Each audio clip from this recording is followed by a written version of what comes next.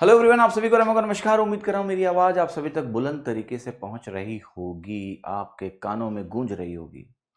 जल्दी से बताओ, जल्दी से बताओ कि मेरी आवाज़ आ रही है क्या। फिर मैं आपके चैट में जाके एक बहुत बड़े मिलियन डॉलर क्वेश्चन का जवाब दूंगा। ठीक है, तो जल्दी से बताओ कि कितने लोगों को मेरी आवाज़ मिल रही है। अभी मैं ये समझ नहीं पाया हूँ कि मेरी आवाज़ तुम तक पहुँचने में कितना समय लगता है, क्योंकि तुम्हारी दूरी और मुझसे दूरी बहुत ज़्यादा है। समझ में नहीं आता ना, साउंड की स्पीड से तुम्हारे पास पहुंचने में कितना समय लगेगा मुझे पता नहीं चलता है। ठीक है, ऑडिबल एंड विजिबल। ओके, आपको पता है आपकी इस क्लास के लिए मैंने एक बहुत बड़ी कुर्बानी दी है आज की क्लास के लिए। हमारे यहाँ क्या है कि जो सोसाइटी है ना, उसमें सुबह सुबह पता नहीं कहाँ से लोग आए हैं, शूटिंग कर रहे हैं, कोई फिल्म बना रहे हैं छोटी सी। ठीक है, तो सुबह सुबह मैं पार्क में घूम रहा था, तो बात करने लगे मुझसे, तो बोले आप थोड़ा एक्टिंग करेंगे क्या। मतलब वो एक्टर भी खोज रहे हैं फोकट वाले। तो मैंने कहा देखिए, कर तो मैं सकता हूँ कोशिश, मौका अच्छा है, किंतु मेरी क्लास है तो मुझे पढ़ाने जाना है, तो आई एम सॉरी। तो सोचो, 1 करोड़ इंटू 0 रुपीज़ का ऑफर मैंने छोड़ दिया अभी आपके लिए। हाँ जी, 1 करोड़ इंटू 0 रुपीज़ का ऑफर था, वो छोड़ दिया।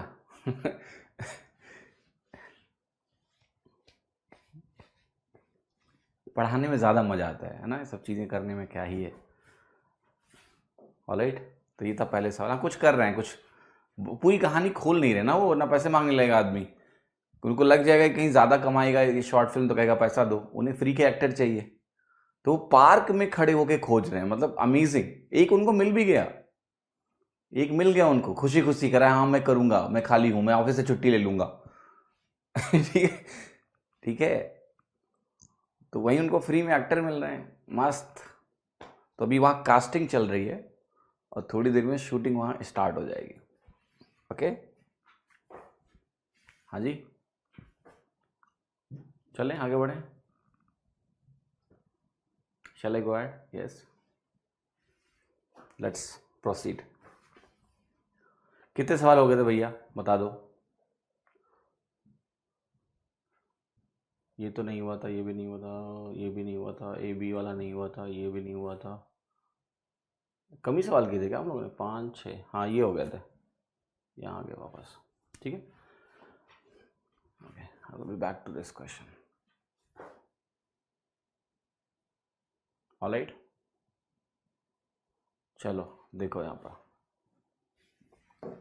Look at this. अरे इंटू जीरो का मतलब डॉट को मैंने इंटू बोला है, ऐसा थोड़ा ना कि 0 रुपये ऑफर कर रहे थे मुझे। चलो देखो यहाँ पर,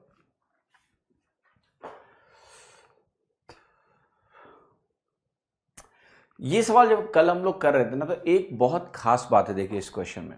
ठीक है, मैं फिर से वापस इस सवाल पे आ रहा हूँ। इसमें देखिए खास बात यह है कि हमेशा जब आप सवाल लगा रहे होंगे तो डायमेंशंस से भी क्वेश्चंस होते हैं। जैसे ए एक दूरी है, बी एक दूरी है, ए भी दूरी है मीटर में होगी लेट से, बी भी दूरी है मीटर में होगी, metre into metre, metre square होता है। तो जब आपको यहां पर निकालना है height of the tower, height of the tower भी लेंथ कंपोनेंट है, लेंथ कंपोनेंट भी मेजर जो होगा उसकी यूनिट डिस्टेंस की होगी। अब B root A distance into square root of distance है, ये नहीं चलेगा। डिस्टेंस इंटू डिस्टेंस का स्क्वायर रूट इस डिस्टेंस का यूनिट होल्ड करेंगे, हो सकता है। ए रूट बी गलत, यूनिटलेस गलत, इसलिए आपका आंसर यहां सिर्फ बी होगा। दो मैंने क्वेश्चन में करेक्शन भी कराया था कि जो एंगल होंगे आपके अल्फा प्लस बीटा, ये कॉम्प्लीमेंट्री होनी चाहिए, 90 डिग्री होनी चाहिए। ठीक है, बट ये ध्यान रखना कई बार क्वेश्चन आसानी से होते हैं।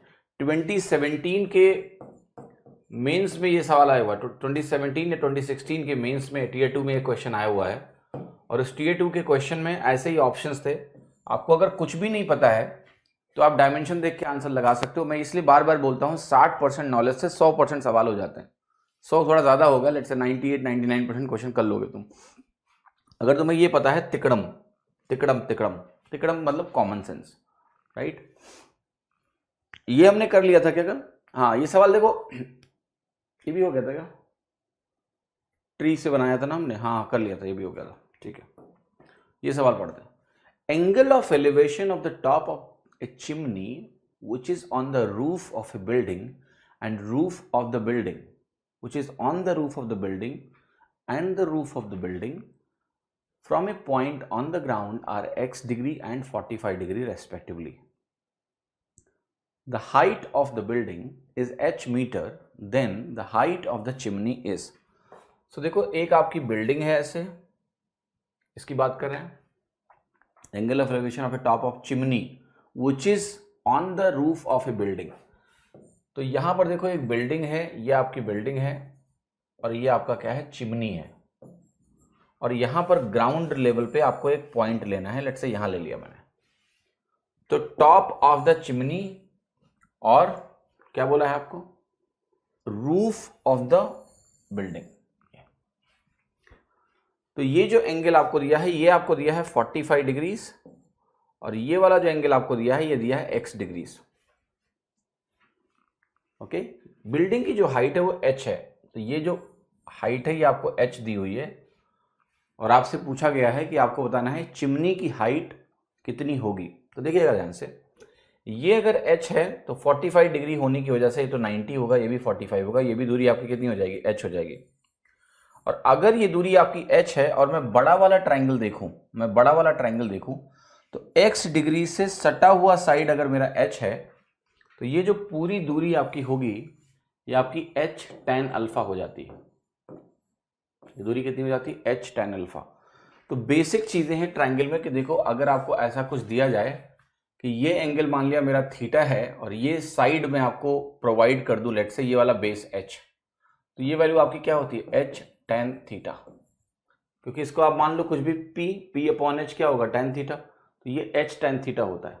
ठीक है, तो h tan x डिग्री यहां पर बन जाएगा, h tan x डिग्री बन जाएगा। और अगर ये h tan x डिग्री आपका बन गया, तो आप अगर निकालते हो कि चिमनी की हाइट कितनी है, तो ये बनी h tan x minus h, बना h tan x minus h। आपका आंसर क्या हो गया, C, और C आपका उत्तर क्या है, सही है। क्लियर और नॉट? कितने लोगों को मेरी बात समझ में आई कि ये सी ऑप्शन है? तो ये है इसका तरीका नंबर 1। अब हम लगाते हैं तरीका नंबर 2।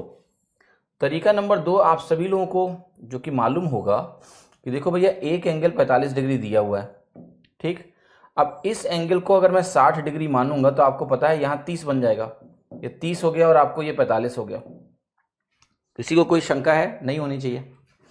अब आपने कहा कि ये अगर 1 बनेगा, 45 के अपोजिट मैंने कहा 1 है, तो ये भी 1 होता है, और आप सभी लोगों को मालूम होगा कि ये वैल्यू √3 - 1 के बराबर होती है। ठीक है, ये स्टैंडर्ड ट्राइंगल है। अगर मैं x को 60 मान लूं, x को अगर मैं 60 मान लेता हूं, तो ये वैल्यू √3 - 1 आएगी चिमनी की हाइट। आप अब देखो जाके कि h को 1 मानना है, h को 1 मानना है और इस x को 60 मानना है, √3 - 1 मुझे कहां मिलेगा? आपको √3 - 1 सी ऑप्शन में मिलेगा, क्योंकि यहां दोनों में तो प्लस प्लस है और यहां पर कॉट है, तो अपॉन √3 बनेगा, नहीं संभव है, केवल सी ऑप्शन संभव है। तो जो स्टैंडर्ड ट्राइंगल है उस स्टैंडर्ड ट्राइंगल का यूज करो, और स्टैंडर्ड ट्राइंगल का यूज करके x को 60 डिग्री मान लो, और अगर आप x को 60 डिग्री मानोगे तो आपका धमाकेदार तरीके से फटाक से उत्तर आएगा। ठीक है, कितने लोगों को मेरी बात समझ में आई? जल्दी बोलिए, जल्दी बोलिए प्लीज, बोलो, फिर मैं आगे बढ़ूं।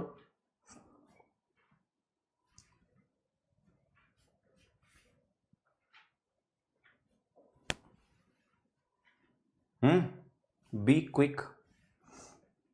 Quick and tell me if you are able to understand this थोड़ा थोड़ा। ठीक है, बहुत अच्छी बात है।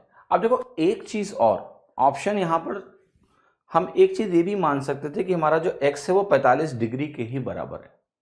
आप मुझे बताओ, अगर मैंने x को 45 डिग्री कर दिया, ये वाला एंगल भी 45 कर दूं मैं, तो ये पॉइंट और ये पॉइंट क्या हो जाएंगे, सेम हो जाएंगे। एक तरह से चिमनी है ही नहीं, चिमनी की हाइट क्या हो गई, 0। अगर मैं x को 45 डिग्री कर दूं तो चिमनी है ही नहीं, चिमनी की हाइट हो गई 0। प्रॉब्लम बस ये है कि x को 45 रखने पे 2 ऑप्शन जो है आपके 0 हो जाएंगे, वो ऑप्शन है आपका बी और सी। तो जो केबीसी वाला 50-50 है वो तो एटलीस्ट आपको पता है कि ऐसे भी हो सकता है, एक्स को 45 कर दो तो बी और सी बचेंगे, ए और डी गायब हो जाएंगे, तो एटलीस्ट ब्लंडर नहीं करोगे। एग्जाम में समय ही नहीं है, लेट से ऐसे कुछ लगाना है तो भी दिख रहा है कि चलो इन्हीं दोनों में से कुछ है, अब 10 कॉर्ड में जो समझ में आया लगा लेना, तुक्का मारना है तो एक तो 50% प्रोबेबिलिटी हो गई ना। बट कई सारे सवालों में मैं आपको बता रहा हूँ कि ये आपको डेफिनेट आंसर दे देगा बाई मेकिंग चिमनी का हाइट 0, क्योंकि अगर ये बी ऑप्शन नहीं फंसा रहा होता तो पता चल गया था ना कि सी सही है। 0 तो बस यहीं आ रहा है ना खाली, और यहां आ रहा है, तो अगर ये ऑप्शन कुछ और लिखा होता तो बात बन गई थी, समझ रहे हो, बात बन गई थी ना ऑलमोस्ट। तो ये भी ध्यान रखना है कि हम चिमनी की हाइट को 0 भी बना सकते हैं, कोई टेंशन नहीं है, यूज करेंगे जहां जहां जरूरत पड़ेगी इसकी। चलो जी यहां आ जाओ और देखो ये सवाल क्या है, काफी बड़ा सवाल लग रहा है, तो इसको पहले छोटा करना पड़ेगा क्योंकि सारे ऑप्शन ही नहीं दिख रहे मुझे, तो थोड़ा सा छोटा कर लेते हैं, लिटिल शॉर्ट।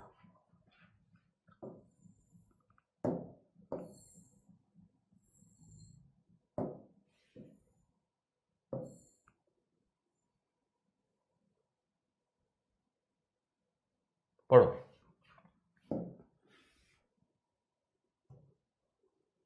क्या ऑप्शन पूरा है ही नहीं है क्या, है ही नहीं ऑप्शन ही पूरा। Okay, anyway let's see. The angle of depression of the top and the bottom of a building of height h units from another building of height h units are complementary to each other. The distance between them is a units. It is always true that they are talking about some relation between a h h. तो let us see क्या कह रहा है। ये कह रहा है कि जो एंगल ऑफ डिप्रेशन है ये एक छोटी बिल्डिंग है जिसको हमने बोला है h, ये एक थोड़ी बड़ी बिल्डिंग है इसको हमने बोला है हाइट h। ओके, दूसरी बिल्डिंग से जो आपको वैल्यूज दी हैं जरा उसको ध्यान से देखो। ओके, तो ये जो कह रहा है कि एंगल ऑफ डिप्रेशन आप टॉप का बनाओगे और एक एंगल ऑफ डिप्रेशन आपका बनेगा बॉटम से, ये दोनों एंगल ऑफ डिप्रेशन कुछ इस तरीके से होंगे, यहां से ऐसे और ऐसे, आपको उससे इतना लेना देना है नहीं, क्योंकि मैं आपको बता चुका हूं कि एंगल ऑफ डिप्रेशन और एंगल ऑफ एलिवेशन जो कि पैरेलल लाइंस के बीच में बनते हैं दे आर इक्वल। तो अगर मैं इस एंगल को लेट से बोल दूं थीटा, तो आपको मालूम है ये एंगल होगा आपका 90 माइनस थीटा, जिसकी ये बात कर रहा है। बेसिकली ये थीटा है और ये 90 माइनस थीटा है, in a way I can write theta and 90 minus theta, that is the जानकारी गिवन। अब आपको और क्या जानकारी दी है कि भैया इनके बीच की ये जो दूरी है ये आपकी क्या है, a यूनिट्स के बराबर है। तो ये दूरी आपकी कितनी है, a यूनिट्स के बराबर है। अब देखो आपको करना क्या है, इसमें आपको ये भी मालूम है, देखिए कि यहां पर ये दूरी तो h है, ये दूरी मेरी क्या है, h माइनस h है कि नहीं है। सो जरा एक बात बताओ मुझे कि अगर मैं यहां से लिखता हूं, मान लिया ये वैल्यू जो है ना आपकी 90 माइनस थीटा, लेटेस्ट से मैंने कहा मैं यहां से लिखूंगा tan theta, tan theta is nothing but cot 90 minus theta, तो वो बनेगा a अपॉन पूरा h बनेगा, a अपॉन h बनेगा। अगर मैं tan थीटा लिखूं यहां पर, क्योंकि ये वाला एंगल थीटा हो जाएगा, तो a अपॉन h बन गया, ठीक है। अगर आप इस ट्राइंगल में जाते हो तो सेम tan थीटा किसके बराबर है, क्योंकि ये दूरी तो तुम्हारी a है, तो आप कहोगे सेम जो tan थीटा बनेगा वो बनेगा h minus h divided by a, कुछ ऐसा बनेगा। That is how you will get कि एक वैल्यू आपकी क्या आ रही है, a अपॉन h बराबर ये। अब आप जरा ध्यान से देखो, ये वाला रिलेशनशिप यहां लिखा हुआ है, कैसे, अगर मैं इस h को उधर ले जाऊंगा तो ये मिलेगा h अपॉन a बराबर a upon h minus h। Okay, just clearly see, are you able to see this or not? Yes, even आप सिमिलैरिटी का यूज करके भी ये रिलेशनशिप लिख सकते हो, बिकॉज ये जो बड़ा वाला ट्राइंगल है और ये जो छोटा वाला ट्राइंगल है ये क्या हो गए, दे आर सिमिलर। सो अगर ये सिमिलर है तो हम सिमिलैरिटी भी यूज कर सकते थे, ठीक है। ये एंगल तुम्हारा थीटा हो गया, सो आप कहते थीटा के अपोजिट क्या है, a, राइट, थीटा के अपोजिट क्या है, a बोल सकते हैं हम लोग, और इसको हम सॉल्व कर सकते हैं, right, we can do that. तो सिमिलैरिटी भी लगा सकते हैं। अब एक सवाल मैं फिर से आपसे पूछना चाहता हूं, देखिए हाइट्स एंड डिस्टेंसेस को जब मैंने डायग्राम को ऐसे उलट पलट के देखना शुरू किया ना, तो मुझे ये टॉपिक बहुत बहुत ज़्यादा एक मज़ेदार टॉपिक की तरह प्रतीत होने लगा. It's very very interesting topic, very very interesting topic. Clear? कि जिससे देखो अभी क्या है कि जब हम हाइट्स एंड डिस्टेंसेस को देख रहे हैं, जैसे यहाँ पर मैंने फिर से बार बार बोला यही कि एक तो ये सबसे ज़रूरी है यहाँ पर समझना कि एंगल ऑफ डिप्रेशन को लेके बहुत चिंता नहीं करनी है. दोनों अगर एंगल ऑफ डिप्रेशन आपके कॉम्प्लीमेंट्री हैं तो यहाँ भी ये चीज़ें आपकी कॉम्प्लीमेंट्री ही बनने वाली हैं. इसमें किसी को कोई शंका किसी प्रकार की नहीं होनी चाहिए. Very very simple case. ठीक है. कॉट h माइनस एच कैसे होगा? How do we know which building is short and which building is of larger height? Look at the order. जो ऑर्डर उन्होंने दिया है उसी ऑर्डर में हम मानेंगे छोटा और बड़ा. ठीक है. ऑर्डर ये दिया हुआ है कि जो एंगल ऑफ डिप्रेशन है top and the bottom of a building of height h units from another building of height h unit. तो सब कुछ क्लियर दिया हुआ है कि एंगल ऑफ डिप्रेशन है h यूनिट वाली हाइट से, तो वो जाहिर सी बात है बड़ा है. It is clearly given in the question. जिस बिल्डिंग से एंगल ऑफ डिप्रेशन बन रहा है वो ऊंची होगी तभी बनेगा. ठीक है. क्लियर? और ये जो मैंने लिखा है ये बेसिकली ये क्या है? कॉट 90 माइनस थीटा लिखा है इस वाले में.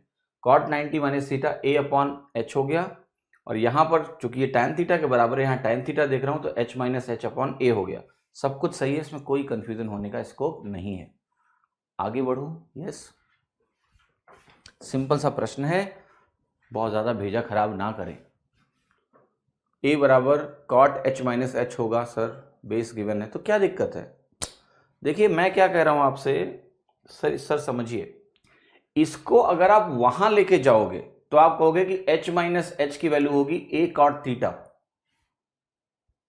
That is simply tan theta बराबर h minus H upon a. निकाल के देखो ना, जो आप बोल रहे हो उसी से आप देखो ना. नथिंग इज रॉन्ग ना, everything is written perfectly all right. You just see it. आप कहां गलती कर रहे हो? आप tan कॉट को लिखने में प्रॉब्लम कर रहे हो. ओके चलो ये सवाल देखो. एक स्टैचू है 2.4 metre tall, stands on the top of a pedestal. कितने लोगों ने गेम खेला है बचपन में? स्टैचू. गजब बेवकूफ़ी थी यार कि कोई बोला स्टैचू और हम स्टैचू बन के खड़े हो जाते थे. गजब मूर्खता थी बचपन में ना, और उस मूर्खता में एक अपना मज़ा है. बड़े होके ना हम लोग ज़्यादा सिविलाइज्ड हो जाते हैं, है ना. जैसे कोई बड़ा आदमी, अभी तुम आज की डेट में भों भों करके रो घर में बैठ के, तो लोग कहेंगे देखो कमज़ोर आदमी है. अबे क्या बुराई है रोने में यार? रोना भी एक तरह का इमोशन है ना, क्या बुराई है? मन कर रहा है रो. लोग इसीलिए अंदर ही कूदते रहते हैं. बचपन में क्या होता है, जो बच्चा होता है ना वो अपने इमोशंस को पूरी तरीके से बाहर निकालता है.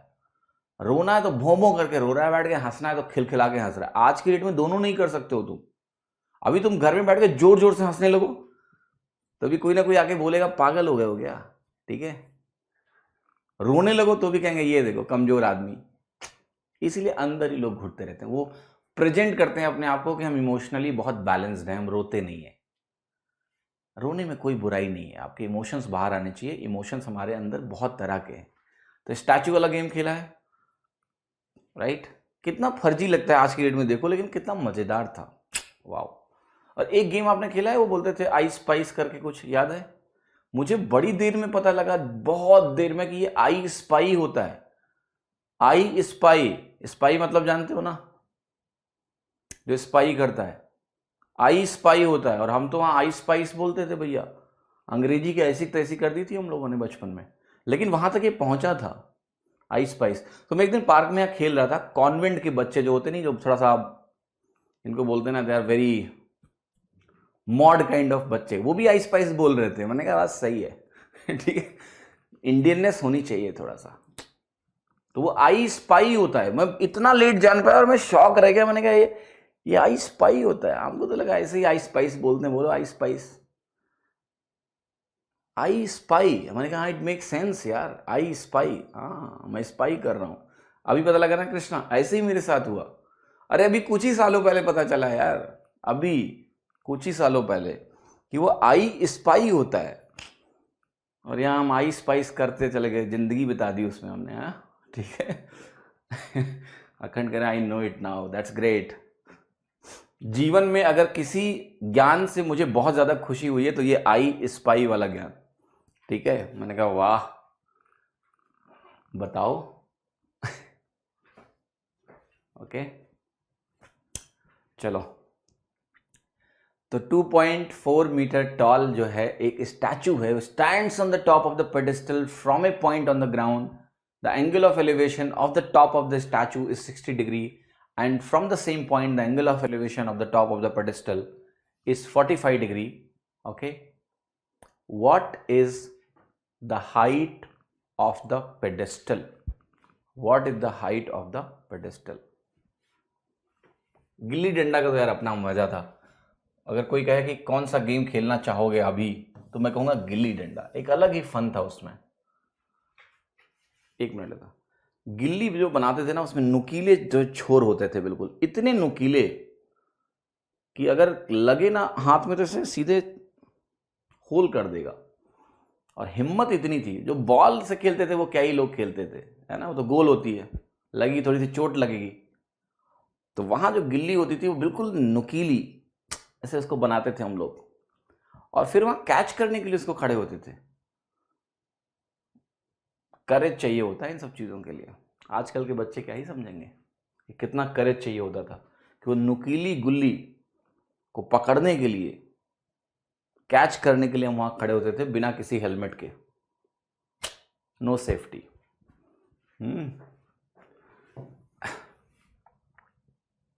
Alright, so let us see. So ये एक पेडेस्टल है, ये आपका पेडेस्टल है, और इस पेडेस्टल पे एक स्टैचू खड़ी है। यहां बोला गया है कि देखो ये वैल्यू है आपकी 60 डिग्री, और ये क्या है तुम्हारा, ये है 60 डिग्री, और ये वैल्यू है तुम्हारी 45 डिग्री। ऐसा बोला गया है सवाल में। ओके, ऐसा बोला गया है। ऑलराइट, अब देखिए ध्यान से कि ये वैल्यू 1 है, ये वैल्यू आपकी क्या है, 1 है। तो ये अगर 1 और 1 है, आपको ये ट्राइंगल ऐसे मालूम है राइट, कि 30 के अपोजिट 1 है, तो ये वैल्यू आपकी √3 - 1 को करिस्पॉन्ड करती है। वही सेम वाला ट्राइंगल है। अब आपको क्या दिया हुआ है कि ये पेडेस्टल जो है, सॉरी, ये जो वैल्यू है 2.4 के बराबर है। सो अगर आपका √3 - 1 2.4 के इक्विवेलेंट है, आपको पता है √3 - 1 का मतलब कितना हो गया, अप्रोक्सीमेटली 0.7। पेडेस्टल की लेंथ क्या है, 1। कितना परसेंट लगभग बढ़ाना है जरा बताओ, 3/7, 14 या 42% लगभग बढ़ाना पड़ेगा इसको। अगर आप 42% बढ़ाते हो तो 3 दशमलव कुछ आंसर आएगा, B option. That's it, B option यही होगा। ऑलराइट, देखो मैंने क्या किया, मैंने एग्जैक्ट कैलकुलेशन नहीं करी है। मैंने कहा √3 - 1 अगर 2.4 को करिस्पॉन्ड कर रहा है, तो आप सेफली इस बात को बोल सकते हो ऐसे, राइट, सेफली ऐसे बोल सकते हो कि अगर मैं डिवाइड भी करूंगा तो वैल्यू 3 से 4 के बीच में आ जाएगी। 0.7 अगर ये है तो 3 से 4 के बीच में आएगा 1 यूनिट, और पेडेस्टल की लेंथ आपकी क्या है, 1 यूनिट है। 3 से 4 के बीच में एक ही ऑप्शन है बी। उसका सही होना क्या है, उसकी मजबूरी है, उसका सही होना उसकी मजबूरी है। खत्म हो गया सवाल। एक वर्टिकल टावर है, stands on a horizontal plane and is surmounted by a vertical flag staff of height h. At the point on the plane, the angle of elevation of the bottom of the flat stop is alpha and top का है beta. तो बताना है tower की जो height है वो कितनी है। Let us understand. बस ये इंपॉर्टेंट है कि अल्फा क्या है, बीटा क्या है, और मुझे ये निकालना है। ठीक है, फ्लैग स्टॉप। तो जो बॉटम है वो अल्फा है और जो टॉप है वो बीटा है। सो बॉटम जो है वो अल्फा है, टॉप जो है वो बीटा है, यानी बीटा एंगल क्या है, बड़ा है अल्फा से। अब मैं बता रहा हूं आपको, कुछ ऑप्शन तो हम ऐसे ही एलिमिनेट करेंगे अगर मौका होगा तो, जैसे ये डी ऑप्शन। देखो फर्स्ट क्वाड्रेंट में tan की वैल्यू एंगल बढ़ने के साथ बढ़ती है, सो tan बीटा की वैल्यू tan अल्फा से बड़ी होगी। अगर यहाँ नीचे tan अल्फा - tan बीटा दिया है तो ये नेगेटिव हो जाएगा, और हाइट नेगेटिव नहीं हो सकती, इसलिए ये सही नहीं होगा। ठीक है, ये सही नहीं होगा। ऑलराइट, गेटिंग माय पॉइंट और नॉट? तो किसी ने लिखा है क्रिकेट के बारे में कि क्रिकेट में भी कम फन नहीं था, नाली से बॉल निकालते थे। बिल्कुल, आज की डेट में लोग कितने सैनिटाइजेशन और ये वो करते हैं, सैनिटाइज़र लगा दो, वहाँ नाली से बॉल निकलती थी और फिर उसको 5 बार पटको, बस क्लीन हो गया। ठीक है, फुल्ली सैनिटाइज्ड। ओके, अब लेकिन हमें सॉल्व करना पड़ेगा ना एक्चुअली कि what is the final value that you are going to get from here. अब ये जो ऑप्शन है इनको हमें यूज करना पड़ेगा। अब देखो थोड़ी चीजें इसमें आपको कैसे लगानी पड़ेगी। ये जो भी फ्लैग स्टॉफ आपको दिया हुआ है जिसकी आपको लेंथ कैलकुलेट करनी है, नहीं लेंथ इसकी दी हुई है ना, एक मिनट सॉरी, ये नहीं निकालना है मुझे, ये h दिया हुआ है, मुझे ये निकालना है, ये मुझे निकालना है। ठीक है, तो मैं थोड़ा सा ये गलत बोल रहा था, ये आपको निकालना है। This is what you need to calculate. तो अब देखिए इस तरह का सवाल हम लोग एक्चुअली में कर चुके हैं, ऐसा नहीं कि ये कोई कॉम्प्लेक्स क्वेश्चन है, हमने इस तरह का सवाल किया हुआ है। ये वही सवाल है, जैसे आपने कहा कि ये वैल्यू x के बराबर है, ये वैल्यू अगर x के बराबर है तो आप अब सारी चीजें कर सकते हो। आपको हो गई ये वैल्यू हो गई x कॉट अल्फा हो गई, तो ये वैल्यू आपकी x कॉट अल्फा के बराबर हो जाएगी। अब आपको हो गया अगर ये मेरा x कॉट अल्फा है, बेस हमारा x कॉट अल्फा है, और मुझे ये पूरी लेंथ निकालनी हो, मान लिया ये पूरी लेंथ, तो ये पूरी लेंथ आपकी पता है कितनी हो जाएगी, x cot alpha into tan beta.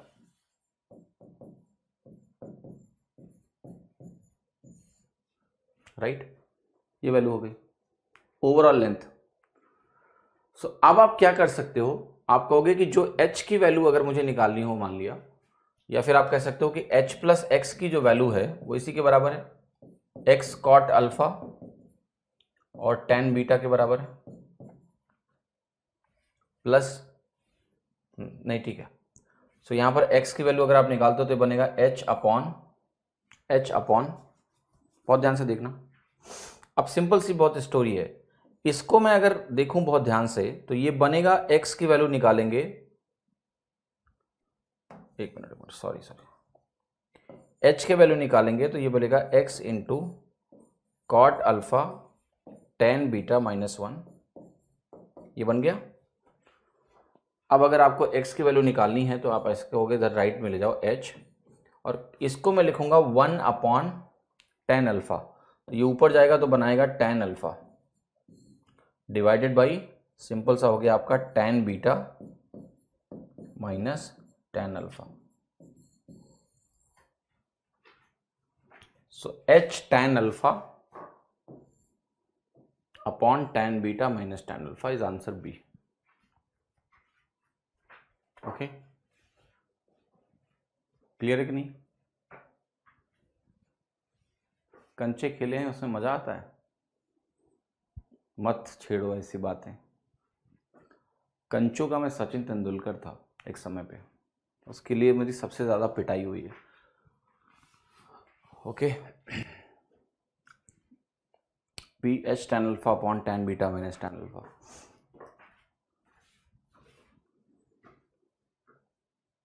Okay, अब देखो इस सवाल को हम और तरीके से भी कर सकते हैं अगर आप थोड़ा सा दिमाग लगाएं तो। कैसे, देखो ध्यान से, very very simply we can solve this question.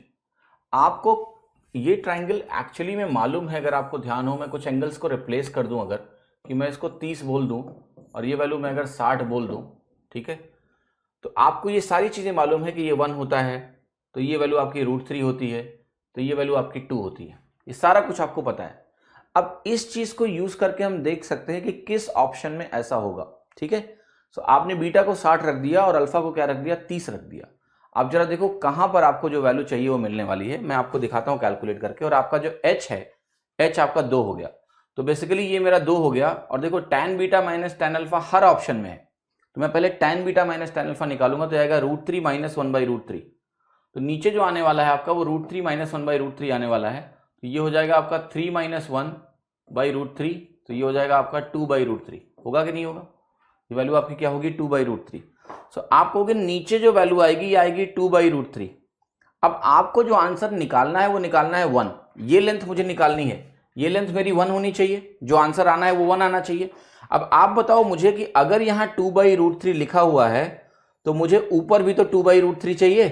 अब ऊपर 2/√3 आपको तब मिलेगा जब 2 के साथ जो tan का एक्सप्रेशन है वो आपको 1/√3 दे, और 1/√3 आपको tan का कौन सा एक्सप्रेशन देगा, वो आपको tan अल्फा देगा, इसलिए आपका आंसर क्या है? बी। और कोई भी आंसर नहीं दे सकता है। आप देखो ये तो निगेटिव हो गया, खत्म हो गया। यहां tan बीटा है तो ये तो 2√3 दे देगा। मुझे 2/√3 अगर नीचे दिया है तो यही ऊपर चाहिए, तभी मेरे ट्राइंगल में यहां 1 आएगा। आप देखो कितनी आसानी से आपका सवाल हो गया। यू कैन एज्यूम एनीथिंग, मुझे कोई प्रॉब्लम नहीं है। You can assume anything. अब इवन इसको जैसे मैंने लिखा है ऐसा कोई जरूरी नहीं, बहुत तरीके से आप लिख सकते हो। आप कह सकते हो कि ये x cot अल्फा है, और इसी चीज को आप h + x cot बीटा भी बोल सकते हो। तो x cot अल्फा बराबर क्या हो जाएगा आपका? h + x cot beta. Same यहां से भी सॉल्व कर सकते हो आप, x की वैल्यू यहां से भी निकाल सकते हो। But just look at that standard triangle, use it, you will get the answer like this. तो मैं बार बार यही बोलता हूं कि सवाल देखो करने को तो 1000 तरीके हैं क्वेश्चन को करने के, बट जो चीजें आपकी स्टैंडर्ड ट्राइंगल्स हैं इनको यूज करके कैसे किस तरीके से इनको आप करोगे वो बहुत इंपॉर्टेंट है, ये आपको ध्यान रखना है। So B is the correct option, ठीक है, जो कि हम डायरेक्ट वैल्यू से देख सकते हैं। समझ में आया कि नहीं? Does it make sense? अब देखो मैं क्यों इस मेथड पे ज्यादा वो करता हूं फोकस, आपके लिए सबसे जो इंपॉर्टेंट चीज है वो ये ध्यान रखने की है कि tan 60 को अगर मैं tan 30 से माइनस करूंगा कभी भी, तो ये वैल्यू मेरी 2/√3 होती है। इसको आप एज ए स्टैंडर्ड वैल्यू दिमाग में रखो। तो इससे फायदा ये होगा कि जब ये ट्राइंगल आप एज्यूम करोगे सो आपको डिनोमिनेटर जैसे ये दिख रहा है, आपको मालूम है डिनोमिनेटर क्या है, 2/√3। मुझे ऊपर भी 2/√3 चाहिए, और 2/√3 मुझे h tan अल्फा से मिलेगा। खत्म हो गया क्वेश्चन, ओवर, क्वेश्चन ओवर। मजा आया? ओके, इज इट क्लियर और नॉट क्लियर? क्लियर होना चाहिए। The window of a house is h meters above the ground. From the window, the angles of elevation and depression of top and bottom of another house situated on the opposite side of the lane are found to be alpha and beta. Find the height of the other house. ठीक है,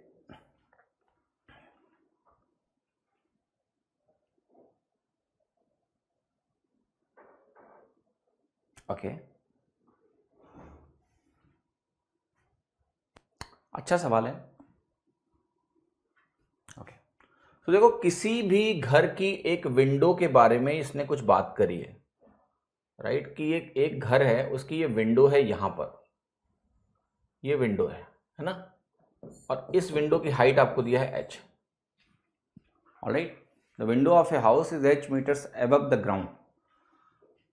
From the window, the angle of elevation and depression of top and bottom of another house situated on the opposite side of the lane are found to be alpha and beta.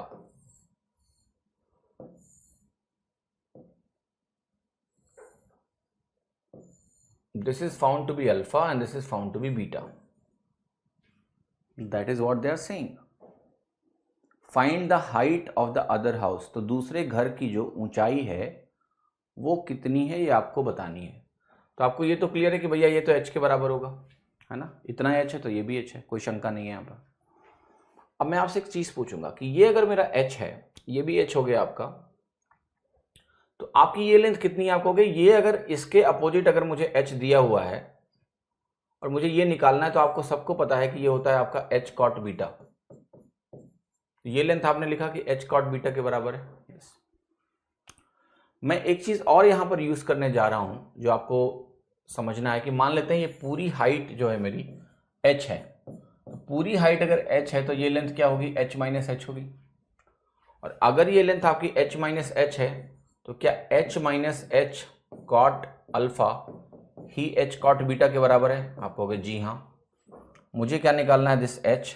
तो आप कहोगे h की value जो यहां से निकलने वाली है, जरा उसको ध्यान से देखते हैं, तो ये वैल्यू होगी h into cot alpha plus cot beta. क्या कुछ ऐसा मिलता हुआ आपको महसूस हो रहा है?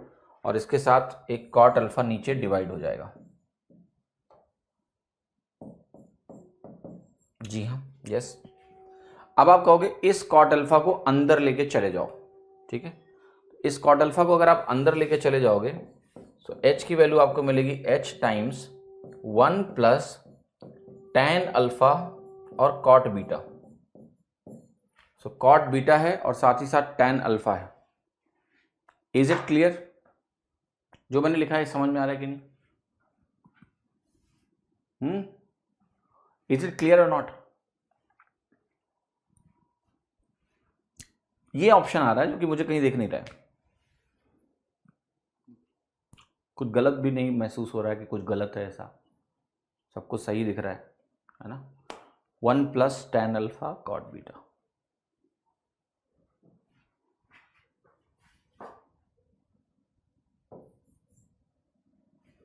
अल्फा बीटा दोनों तो आएगा ही ना एटलीस्ट। आंसर क्या होगा? बी।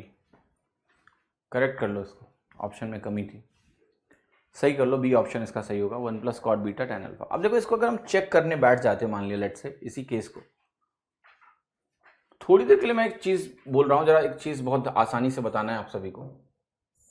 ये जो डायग्राम दिया है ना इस तरीके का, क्या हम मान सकते हैं कि ये 45 डिग्री और ये 45 डिग्री है? आप कहोगे बिल्कुल मानो, क्या ही दिक्कत है, मान लो। हाँ जी। अब अगर हमने ऐसा कर दिया कि इसको हमने दोनों को बोल दिया कि मान लिया एंगल्स बराबर हैं, then there is no problem to say this is, अगर ये 1 है तो इसकी हाइट डबल आनी चाहिए। इसकी हाइट क्या आनी चाहिए? डबल आनी चाहिए। The only problem that you are going to face in this case is that आपको सारे ऑप्शन सही होते हुए दिख जाएंगे। ये तो गलत हो जाएगा पक्का, क्योंकि ये 1 - 1 0 हो जाएगा, जो कि नहीं है। लेकिन यहां आपको दिखेगा कि ये तीनों ऑप्शन सही हो सकते हैं। इसलिए अगर आपने इसको 45 और 45 माना तो आपको कोई एडवांटेज नहीं मिलने वाला है, ठीक है। इस बात का ध्यान रखना है।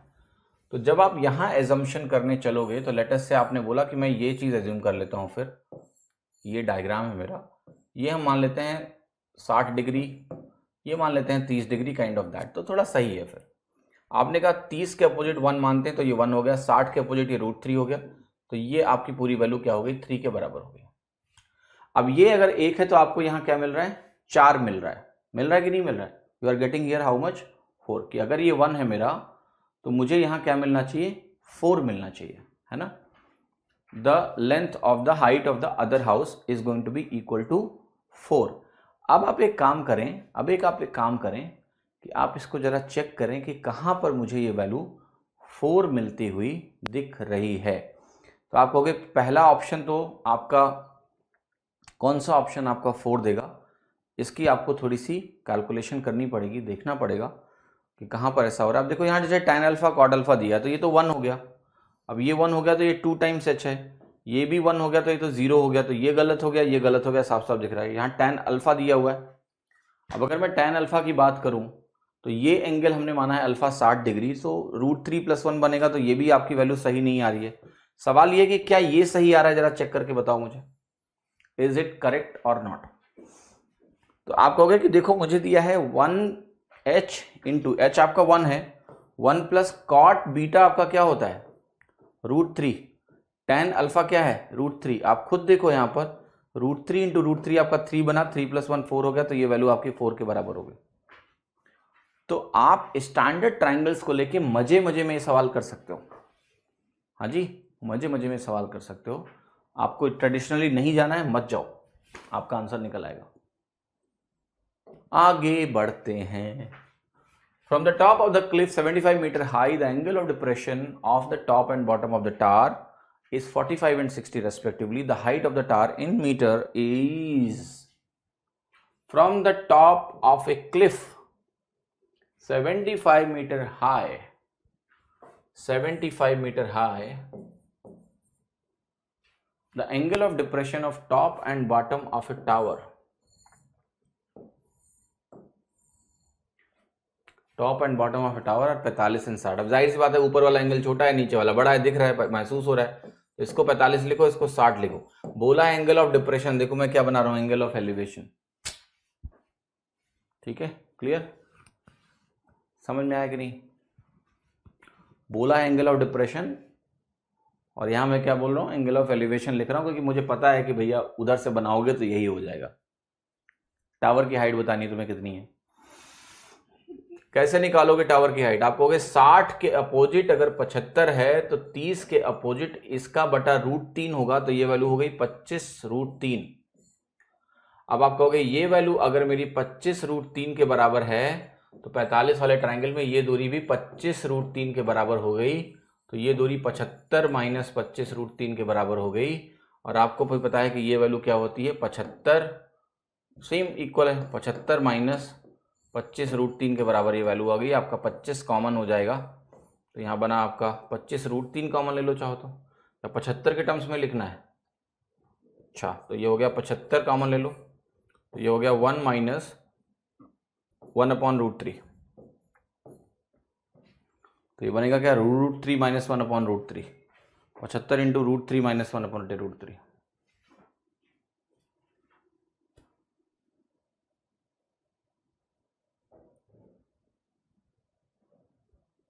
हिंदी में क्या दिया हुआ है, एलिवेशन दिया हुआ है? नहीं, ये गलत दिया हुआ है। It should be only depression, है ना, क्लिफ से ऊपर की बात की गई तो ओनली डिप्रेशन। यार अगर देखो, सिंपल सी बात क्या है, from the top of a cliff which is 75 metres high, the angle of depression of top and bottom, ठीक है, इंग्लिश में सही दिया हुआ है। कहते हैं ना कि जब कोई डिस्प्यूट हो तो अंग्रेजी वाला सही मानेंगे, ऐसा हर एग्जाम करता है ठीक है, तो मैं भी इंग्लिश ट्रांसलेशन पे रिलाई करता हूँ, क्योंकि पहले हमारे यहाँ क्वेश्चन इंग्लिश में बनते हैं, फिर हिंदी में ट्रांसलेट होते हैं। क्लियर, समझ में आया कि नहीं आया, कि आंसर क्या हो गया, ए? बोलो हाँ, कि आ गया, तो आगे बढ़े। क्विक प्लीज, जल्दी बोलो, आ गया कि नहीं?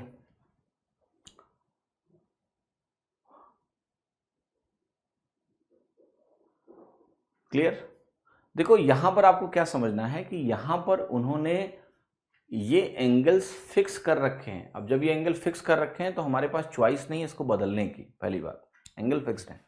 बट यहां भी आप स्टैंडर्ड ट्राइंगल्स का यूज कैसे कर सकते हो, हम ये 75 वैल्यू नहीं मानेंगे, ठीक है। देखो हम क्या करेंगे, हम ये कर सकते हैं इसको ऐसे, आपने कहा कि देखो ये 45 डिग्री है और ये 60 डिग्री है, ठीक। अब देखो आप कैसे करो, आप कहोगे ये एक है, फिर आप कहोगे ये क्या है, ये भी एक होगा, ये भी एक होगा। अब अगर 60 के अपोजिट अगर एक है, 30 के अपोजिट एक है, तो 60 के अपोजिट पूरा √3 हो जाएगा, तो ये वैल्यू क्या हो गया तुम्हारा, पूरा √3 के बराबर हो गया। अब आप कहोगे क्वेश्चन में क्या दिया हुआ है कि ये पूरी हाइट जो √3 है, ये लेंथ कितनी हो गई जरा बताओ, ये √3 माइनस 1 के बराबर हुई कि नहीं हुई? यस। अब आप कहोगे पूरी जो हाइट √3 है वो 75 के इक्विवेलेंट है, तो √3 माइनस 1 किसके इक्विवेलेंट है? आप कहोगे 75 इंटू √3 माइनस 1 बटे √3, आंसर आ गया। तो जो ये वैल्यू देंगे इसको आप डायरेक्टली यहां पुट मत करिए, क्योंकि वहां पर अननेसेसरी आप फर्जी में लिखते जाओगे।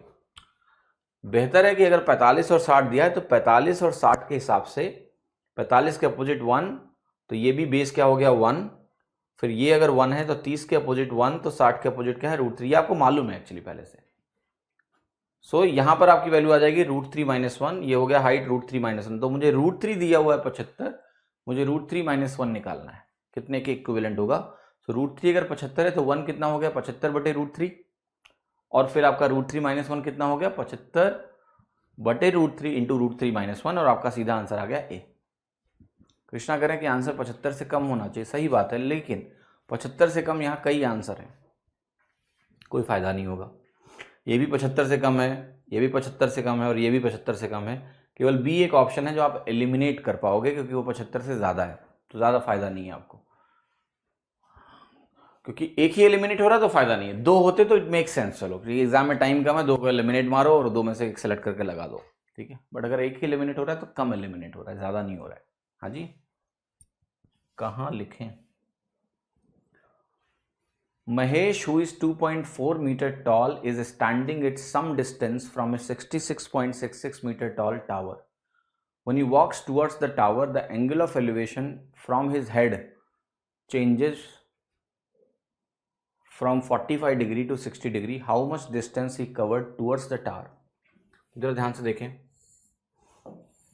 ये आपको दिया हुआ है, इसकी ऊंचाई दी है 66.66, इसकी ऊंचाई आपको दिया है 2.4। कह रहा है इसकी जो मुंडी है वो शुरू में कुछ एंगल बना रही है, थोड़ा देर आगे जाएगा तो कुछ और एंगल बनाएगा, और ये भी दिया है आपको 45 और 60। ठीक है, 45 और 60। क्लियर? कैसे करेंगे? So how will you do that? आपको कि देखो यहाँ 30 है, 30 के अपोजिट 1 मानो, 60 के अपोजिट ये √3 हो गया। अब ये अगर √3 हो गया तो 45 के अपोजिट भी √3 होगा, तो ये वैल्यू आपकी √3 - 1 हो गई। सिंपल। तो कहने का मतलब सिंपल सा ये है कि अगर मैं ये लेंथ निकाल लूँ, इसको मैं √3 के इक्विवेलेंट करूँगा, तो मुझे √3 - 1 के इक्विवेलेंट वैल्यू चाहिए। वही दूरी है, चली गई दूरी, एंगल ऑफ एलिवेशन को 45 से 60 करने के लिए। सो आप कहोगे √3 के वैल्यू किसके बराबर है, किसके इक्विवेलेंट है? सो आप कहोगे 66.66 - 2.4 के इक्विवेलेंट है। तो ये जो वैल्यू है आपकी, ये किसके बराबर है आपकी? आप कहोगे 64.26 के इक्विवेलेंट है, √3 की वैल्यू। लेकिन मुझे निकालना है कि √3 - 1 की लेंथ कितनी है। सो आप कहोगे यह है 64.26 बटे √3 इंटू √3 - 1। अब ऑप्शन का जो फॉर्मेट है उसके हिसाब से हमें आगे का खेल करना पड़ेगा। तो यूजुअली अगर आप ऑप्शन में देखो तो √3 - 3 कुछ ऐसे करके लिखा हुआ है ना, कुछ इस तरह से चीज़ें लिखी हुई हैं। अब जैसे कुछ ऑप्शन देखो आपके सरासर गलत हैं, जैसे बी ऑप्शन, क्योंकि बी ऑप्शन में ये √3 और ये -3 नेगेटिव हो जाएगा, तो ये नहीं चलेगा। 3 - √3 चलेगा, 3 - √3 चलेगा। तो मैं जरा कोशिश करता हूँ, आप ऊपर नीचे √3 से मल्टीप्लाई करो। अगर ऊपर नीचे √3 से मल्टीप्लाई करोगे तो आपको मिलेगा 64.26 बटे 3, और √3 से अंदर मल्टीप्लाई होगा तो मिलेगा आपको 3 - √3। 3 से डिवाइड करेंगे, 21 तो यहाँ आपका हो गया 63, एक बचा, 3 चौके 12, और फिर आपका 3 दूनी 6, 21.42 आ रहा है। ओके, 21.42 आ रहा है, तो 21.42 इंटू 3 - √3 आपका आंसर ये है। समझ में आया? 2.4 was extra data? No, it is not extra data sir.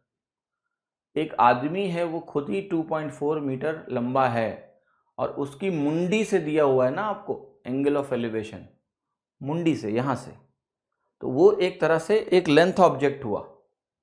This length is 2.4, तो यहां इसकी मुंडी से बन रहा है ये angle of elevation. It is not a point object. Understand? Height दिया हुआ है तो हाइट लेना पड़ेगा। कितने लोगों को मेरी बात समझ में आई? जल्दी से बताएं, क्लियर करें। यस बोलो या नो बोलो। क्लियर हुआ कि नहीं?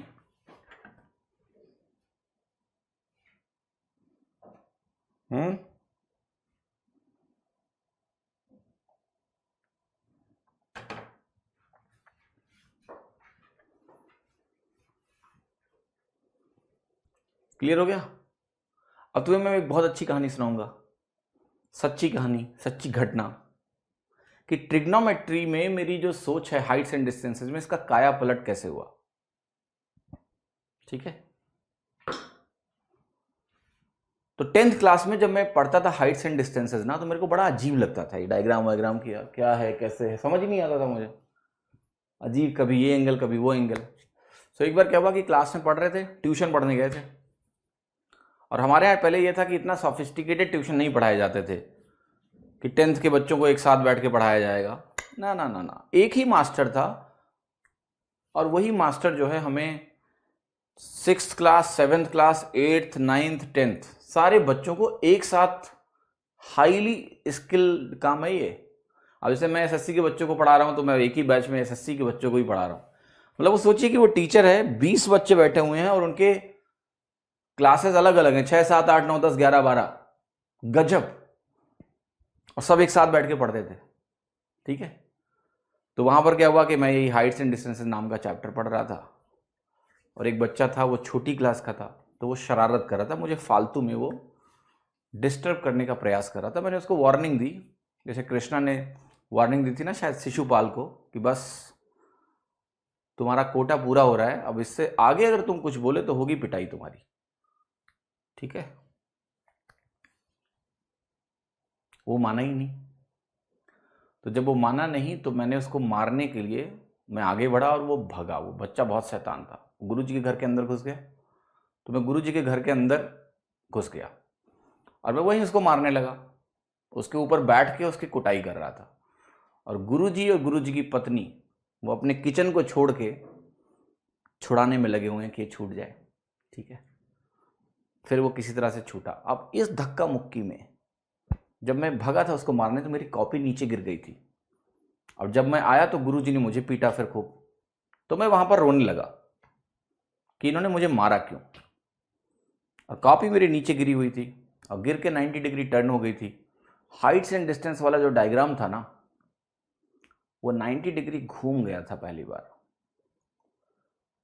और रोते रोते मैंने उसको अलग तरीके से देखा। अरे मैंने कहा ये तो मजा आ गया, ठीक है।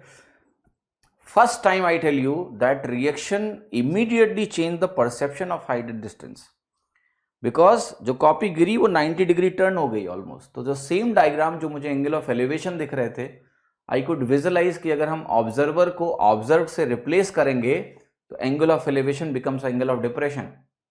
तो ये खड़ा वाला डायग्राम और लेटा वाला डायग्राम एक ही है, ठीक है। Blessing in disguise, you know, कहते ना कि टीचर की मार अच्छी होती है। उस दिन वही हुआ मेरे साथ। मैं वो सीख गया जो शायद मैं कभी सीख नहीं पाता, ठीक है। ऑल राइट, बिकॉज लुक, हमारा सिस्टम ऑफ एजुकेशन ऐसा है कि हम लोग चीजों को बस एक तरीके से देखते हैं, ठीक। तो कॉपी में सॉल्व करते करते समय ज्योमेट्री के सवालों में कॉपी घुमा दिया करो, just try to look at it from all sides, कैसा दिख रहा है ना। Turn 90 degree and it will change your perception of height and distance completely. उसके बाद तो मेरे को हाइट एंड डिस्टेंस सबसे आसान चैप्टर लगने लगा, ओके, कि एक ही तरह के डायग्राम कभी खड़े कभी उल्टे कभी लेटे ऐसे आते हैं बस, और क्या, ठीक है। क्लियर हुआ? चलो आगे बढ़ते हैं। यो देखो, a vertical tower AB has its base A on the ground. Let P be the midpoint on AB and C be the midpoint on the ground. If angle BCP is equal to beta, find cot beta degree. Okay. So एक tower है vertical AB, इसका base क्या है? A on the ground. तो ये A हो गया आपका और ये B हो गया। P जो है एक मिड पॉइंट है AB पर, तो ये पॉइंट हो गया मेरा P, और C जो है एक पॉइंट है ग्राउंड पर कहीं भी, ये पॉइंट है C। BCP एंगल जो है वो बीटा के बराबर है, सो BCP एंगल जो है आपका वो बीटा के बराबर है।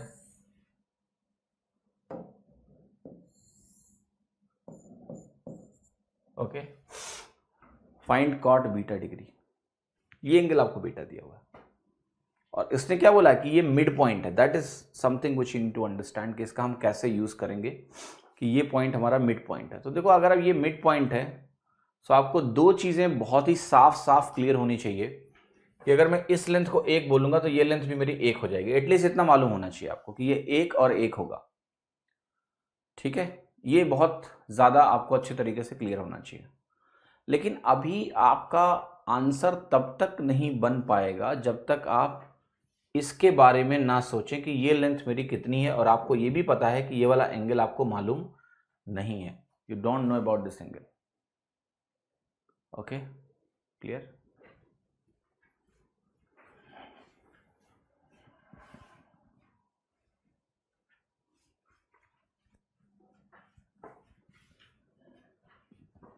Tell me please, how can I find out only beta and forget about ये वाला एंगल जो यहां पर है, क्योंकि मुझे बेस भी चाहिए।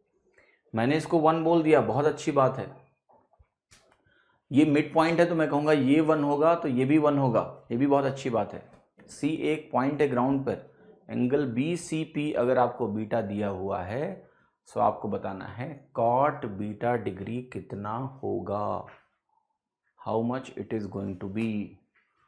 कॉट बीटा आपका कितना होगा, जरा इसको सोचें और करने का प्रयास करें। एक अच्छा सवाल है इस सेंस में, क्योंकि आपको पूरा एंगल पता ही नहीं है, आपको इतना ही मालूम है। तो आप क्या कर सकते हो इस सवाल में, बी सी ए भी बता होगा। बी सी ए क्या है, बी सी एंगल कहाँ दिया हुआ है, दिया ही नहीं हुआ, क्या करोगे आप, कैसे करोगे सवाल, ठीक है। Think about it, it is possible to do और it is not possible to do. Alright, थोड़ा सा सोचिए, फिर मैं बताता हूँ आपको। देखो ये आपको पता है ना कि दिस इज ए मीडियन, है ना, ये मीडियन है, आपको ये तो क्लियर होगा ना एटलीस्ट। सी पॉइंट ग्राउंड पे है तो ये राइट एंगल ट्राइंगल भी है, ये भी क्लियर है, इसमें कहीं कोई शंका नहीं है हमको कि भैया ये राइट एंगल ट्राइंगल है। ओके, जो प्रॉब्लम आपके सामने है वो ये है कि ये पूरा एंगल आपको नहीं दिया हुआ है, ठीक, पूरा एंगल आपको नहीं दिया हुआ है। तो मैं जरा एक सवाल पूछने जा रहा हूं, जरा इसके बारे में थोड़ा सोच के बताइए कि ये लेंथ मुझे मालूम नहीं है। देखो आइडियली तो आप कहोगे मान लेते हैं एक्स है, दूसरा आप कहोगे ये वाला पूरा एंगल नहीं दिया हुआ है, मान लेते हैं अल्फा है, मान लेते हैं कि ये एंगल क्या है आपका अल्फा है। अब इसको इस्तेमाल करके क्या क्या चीजें आप लिख सकते हो, जरा उसको लिखने की कोशिश करो। सो आप कहोगे ये जो एक्स है आपका, ये आपका बन जाएगा 2i ऑफ tan अल्फा, बन सकता है, बन सकता है, यस। या फिर यही जो x है आपका, ये 1 into tan alpha minus beta बन सकता है, ठीक है, क्लियर और not, tan alpha minus beta बन सकता है। हाँ जी, अब मैं क्या करूंगा, दोनों को मैं इक्वेट करूंगा तो मुझे मिलेगा 2 tan अल्फा बराबर tan alpha minus beta, 2 tan alpha बराबर tan अल्फा माइनस बीटा। इसको जरा खोलने का कोशिश करो तो आपको मिलेगा tan alpha minus tan beta upon 1 plus tan alpha tan beta. अभी भी आपको समस्या नजर आ रही है? समस्या ये नजर आ रही है कि ये जो इक्वेशन है, इस पर्टिकुलर इक्वेशन में हमारे पास दो दो वेरिएबल्स हैं। There are two variables in the equation and you have one equation. How can you solve it? क्या आप ये सॉल्व कर सकते हैं या नहीं? देखो ये मिड पॉइंट है, इस मिड पॉइंट का मैंने इस्तेमाल कर लिया, इसको मैंने बोल दिया कि ये 1 है तो ये पूरी हाइट 2 है, हमने इसको यूज कर लिया।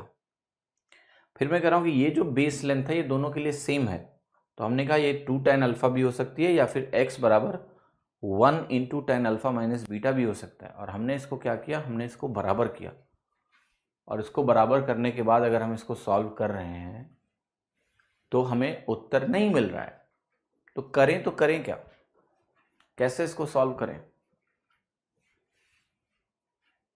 Twice of tan alpha plus beta, नहीं अल्फा मैंने नीचे से पूरा एंगल मान लिया है, अल्फा मैंने नीचे से पूरा एंगल माना है। आप ऐसे समझो, अगर आप ये नहीं करोगे तो आप कहोगे नहीं नहीं ये नहीं, ऐसे ना करो। आप जो समझने की कोशिश करो, मैं समझ गया, मैं बताता हूँ आप क्या करो। आप करो अल्फा को ये पूरा एंगल मत मानो, लेट अस से आप कहोगे अगर हम इतना ही एंगल अल्फा माने तो भी बात वही बनेगी कि x की वैल्यू जो होगी ये आपकी क्या होगी,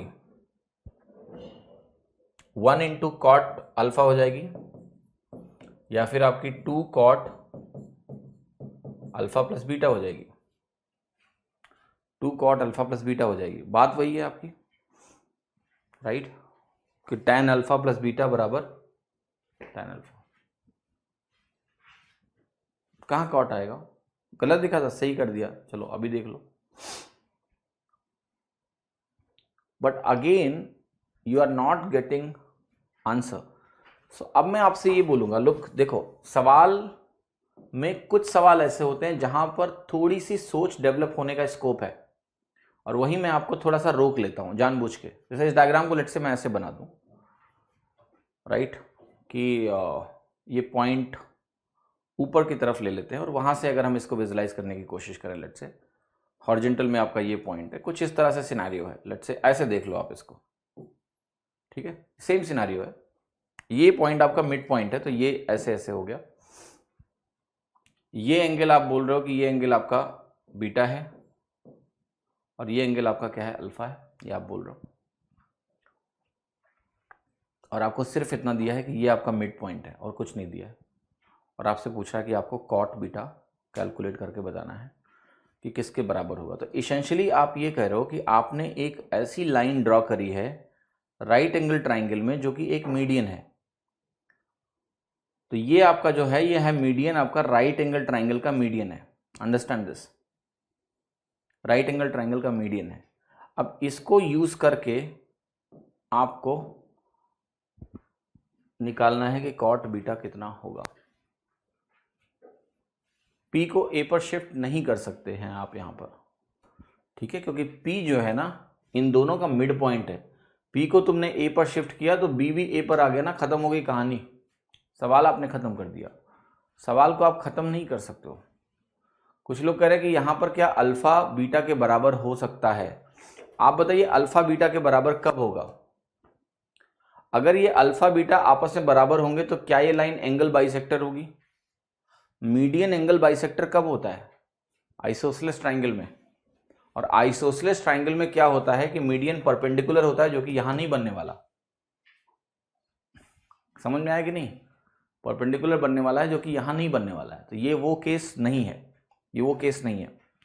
बट मैं आपको फिर से बोल रहा हूं कि थोड़ा सा दिमाग पे जोर डालो तो कुछ ना कुछ समाधान निकालोगे आप, बट जोर डालना पड़ेगा। ऑलराइट, जोर डालना पड़ेगा। सिचुएशन बहुत क्लियर है, मैं फिर से समझाने की कोशिश कर रहा हूं कि बेसिकली ये ज्योमेट्री का सवाल है। ज्योमेट्री का सवाल ये है कि भैया ये एंगल तुम्हारा अल्फा है और ये एंगल बीटा है, ये लाइन क्या है, ये आपकी मीडियन है, ये आपकी मीडियन है। और ये एंगल अल्फा है और ये एंगल क्या है, बीटा है।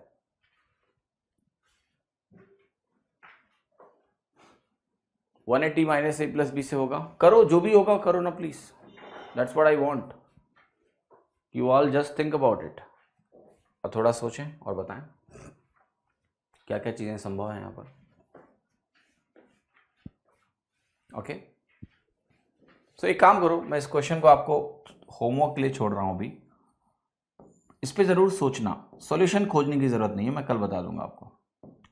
आई जस्ट वांट कि ये प्रॉब्लम तुम्हारे दिमाग में जाके बैठे। सबकॉन्शियसली भी बहुत काम करता रहता है दिमाग, ठीक है। कई बार मेरे साथ ऐसा हुआ है कि जैसे मेरा कोई सवाल मैंने देखा और सवाल के बारे में मैंने ऐसे ही देखा कि चलो ठीक है अभी हो नहीं रहा है, कोई बात नहीं, बहुत पहले की बात बता रहा हूँ। फिर वो सबकॉन्शियसली चलता रहता था और कभी कभी एकाएक क्लिक करता था। ओह, रात को उठा तो रात को एक बार सोते सोते कुछ हुआ ऐसा, अच्छा ऐसे होगा ठीक है। So just let it go as a problem that you are not able to solve. Be with it. 10 minute निकालना घर पे, 10 मिनट देना इसको, नहीं होगा तो बस ऐसे ही छोड़ देना, ठीक है। कल बात करेंगे इसके बारे में, ठीक है।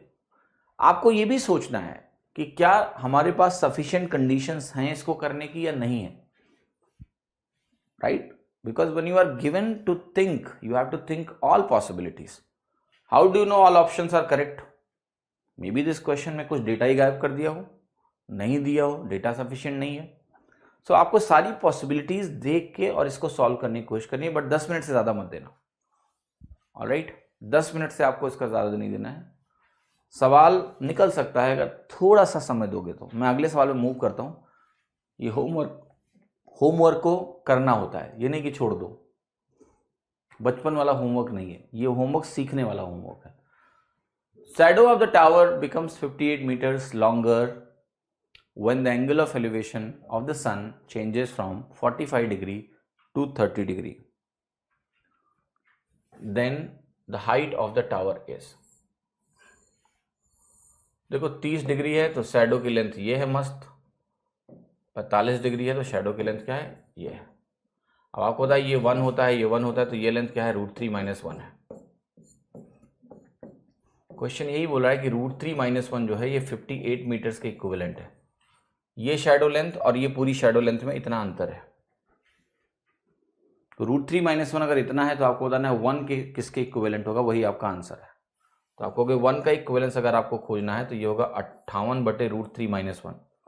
अब √3-1 अगर नीचे है और अगर इसको आप रेशनलाइज करोगे तो यहाँ √3+1 आ जाएगा, और जब यहाँ √3+1 करोगे तो ये बाई 2 में कन्वर्ट हो जाता है, तो ये बन जाएगा आपका 29 × √3+1। अब ये आपको ध्यान रखना है क्योंकि एग्जाम में इस डेटा का बार बार यूज होगा। √3-1 इज नथिंग बट √3+1/2। क्या ये है? Is it? नो, 2/√3+1, क्योंकि इन दोनों का प्रोडक्ट क्या है? 2 के बराबर है। तो जब भी आपको रिप्लेस करना हो तो आप ऐसे करोगे, ठीक है।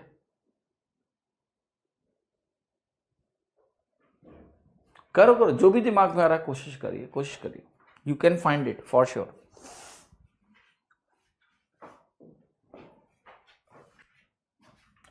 The angle of elevation of the top of the tower from point A on the ground 30 on moving 20 meter towards the foot of the tower point B, it becomes 60 degree। तो height of the tower कितना है? देखो,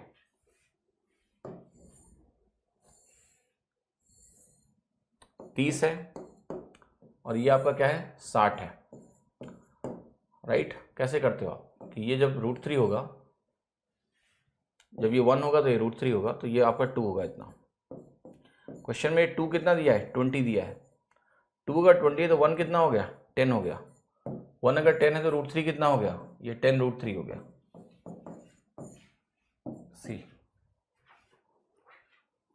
okay, C is the answer. 30 degree angle of elevation था, आप इसकी तरफ बढ़े और 60 हो गया। तो ये जो ट्राइंगल है स्टैंडर्ड वो क्या होता है? यहाँ 30 के अपोजिट 1 मानते हैं, 60 के अपोजिट √3 मानते हैं, और ये पूरा 3 हो जाता है तो ये पूरा 2 होता है। यही होता है। Nobody should have any kind of confusion in this case. Make sense? Okay. Now what you know? Now what you know is ये 2 is 20 so 1 is 10, और अगर 1 पार्ट 10 है तो √3 पार्ट 10 √3 पार्ट के बराबर है। और आपका आंसर क्या हो गया? सी। आसानी से हो रहा है सवाल, दिक्कत होनी नहीं चाहिए आपको कहीं भी। The angle of elevation of the sun changes from 30 degree to 45 degree. Then the length of the shadow of a pillar decreases by 15 metre. तो कह रहा है हाइट ऑफ द पिलर क्या है? फिर से देखो ध्यान से, ये सब 30 से 45 शैडो की लेंथ इतनी डिक्रीज हो गई, और आपको मालूम है कैसे चलता है ये √3-1 होता है। तो ये जो √3-1 है इसके जो इक्विवेलेंट वैल्यू आपको दी गई है वो दी है 15 मीटर। आपसे पूछा है हाइट ऑफ द पिलर, तो आपको 1 पार्ट निकालना है। तो आपको मालूम है कि 1/√3-1 क्या होता है? √3+1/2। तो ये आपकी वैल्यू बन गई 7.5 × √3+1।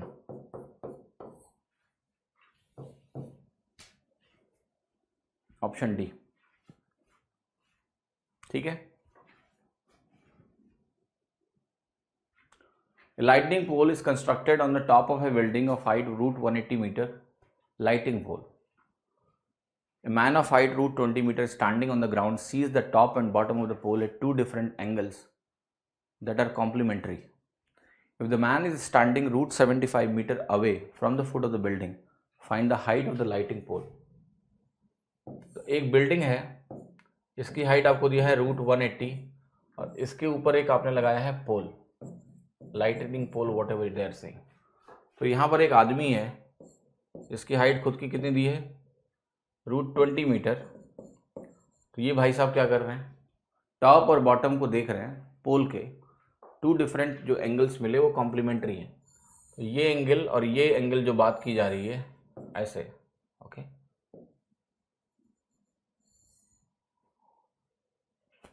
सो ये एंगल अगर लेट से थीटा है तो ये एंगल क्या है? 90 - थीटा है। कॉम्प्लीमेंट्री एंगल्स आपको दिया हुआ है, alright. You can also see this कि ये अगर 90 - थीटा है तो ये थीटा होगा, और ये वैल्यू आपकी क्या है? 90 - थीटा है। अब एक बात बताओ आप मुझे कि ये वैल्यू आपको दिया है √75 मीटर्स, दिया है कि नहीं दिया है? यस। एक बात बताओ, आपको ध्यान है सवाल, इस सवाल को जरा 90 डिग्री ऐसे घुमा दो। अगर 90 डिग्री इसको आप ऐसे घुमा दो तो जो सिचुएशन आपको बन रही है वो ये बन रही है कि ये थीटा है और ये 90 - थीटा, अगर आपको ध्यान हो, और ये वैल्यू √75 है। इसके अलावा क्या क्या दिया हुआ है मैं आपको दिखाता हूँ। ये जो पूरी लेंथ है ये √180 माइनस ये जो लेंथ है ये आपकी √180 है, इतनी लेंथ, ठीक है। तो मैं अब कुछ लेंथ लिखने जा रहा हूं, उसको बहुत ध्यान से देखना। ये जो √20 है और ये जो रूट आपका 180 है, ये 20 × 9 है। क्या मैं इसको लिख सकता हूं 3 × √20? यस, इवन √20 को सिंप्लीफाई कर सकता हूं, बट मुझे करने की जरूरत नहीं है। ये वैल्यू एटलीस्ट, सॉरी,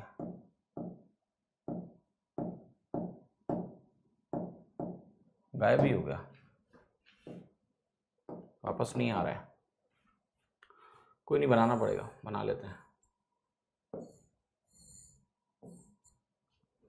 ये आपका √20, मैं यही कह रहा था आपसे कि ये जो पूरी लेंथ है आपकी, ये √180 है, और √180 को मैं सिंपली क्या लिख सकता हूँ 3 √20 एटलीस्ट। इसका फायदा ये होगा कि ये जो ट्राइंगल मैंने यहाँ बनाया है इस तरीके का, तो इस पॉइंट से बनाया है मैंने, इस पॉइंट से ये दूरी कितनी है, ये 3 √20 माइनस √20 है 2 √20। ये वैल्यू आपकी 2 √20 है, ये आपका √75 है। आप सभी लोगों को मालूम है कि जब ये एंगल कॉम्प्लीमेंट्री होता है तो ये दूरी इंटू ये दूरी, ये √75 के स्क्वायर के बराबर होती है। ये h स्क्वायर बराबर क्या होता है, AB। तो अगर मैं इस दूरी को लेट से x बोल देता हूं, तो 75 will be equal to 2 √20 into इस पूरी दूरी को आप x बोल दो, कोई दिक्कत नहीं है, यहां से यहां तक की दूरी को x बोल दो, इंटू x। अब आप यहां से x निकालो,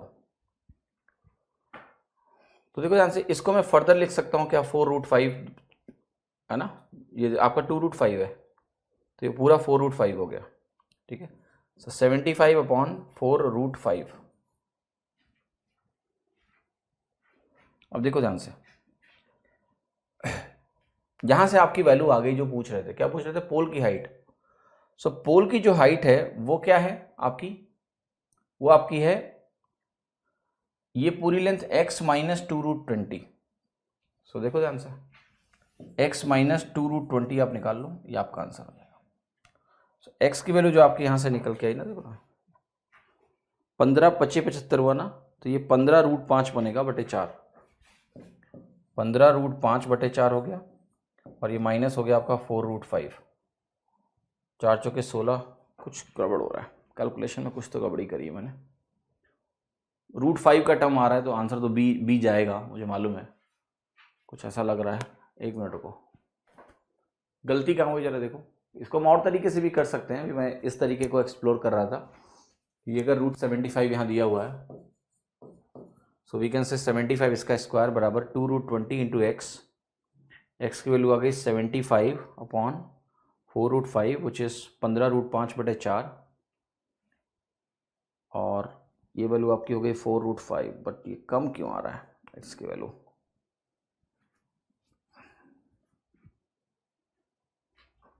गलती क्या है, कोई पकड़ सकता है क्या, can you tell me where I am making mistake, negative क्यों आ रहा है ये। x को जब मैं माइनस कर रहा हूँ 2 √20 से, x कम नहीं आना चाहिए, x कम नहीं आना चाहिए।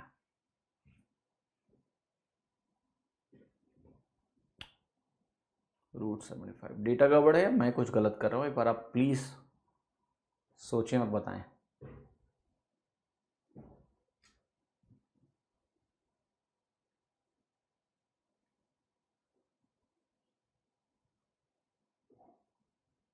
गलती कहाँ हो रही है, can you even find it out please.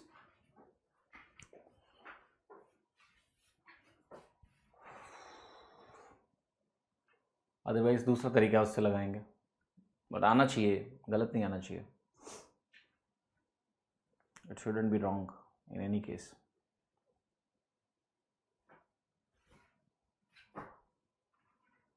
कोई बता सकता है कहाँ प्रॉब्लम हुई है।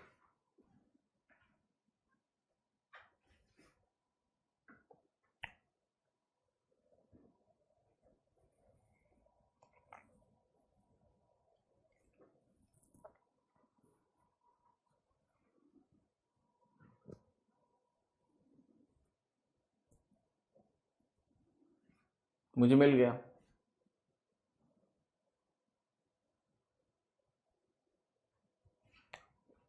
मुझे मिल गया, प्रॉब्लम कहाँ है।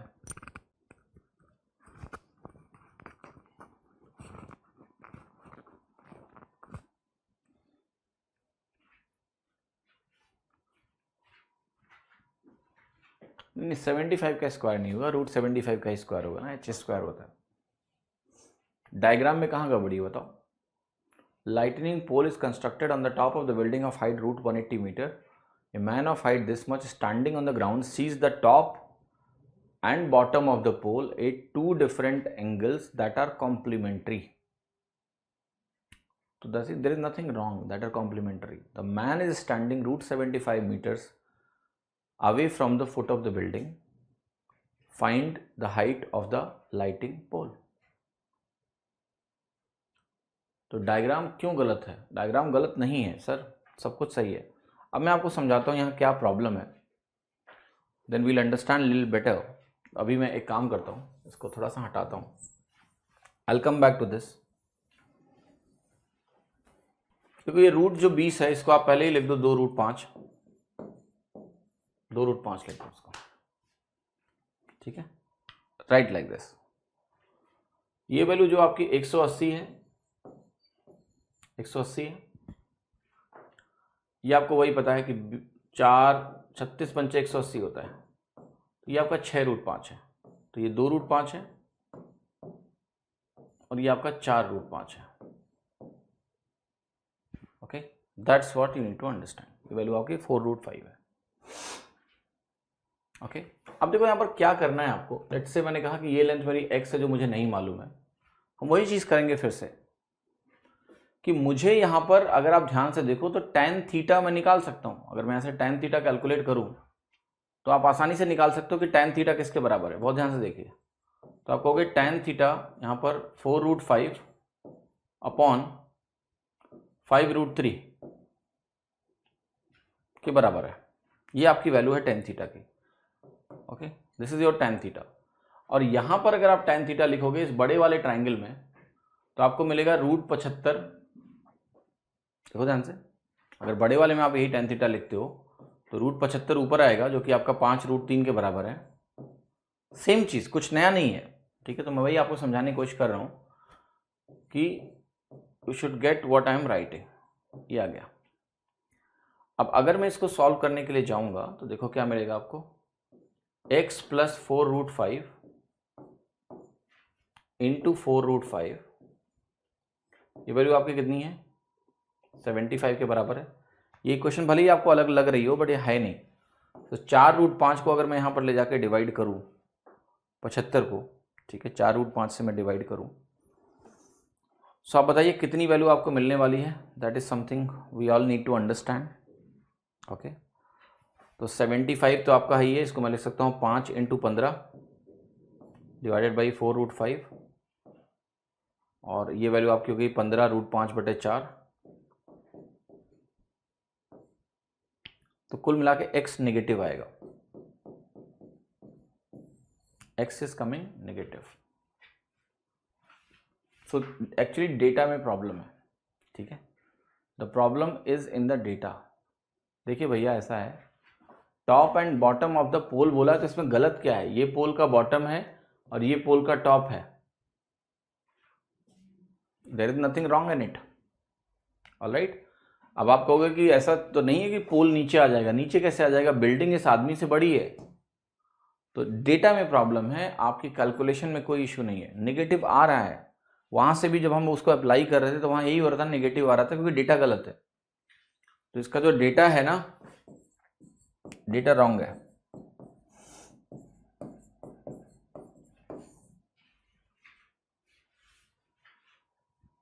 समझिए इस चीज को।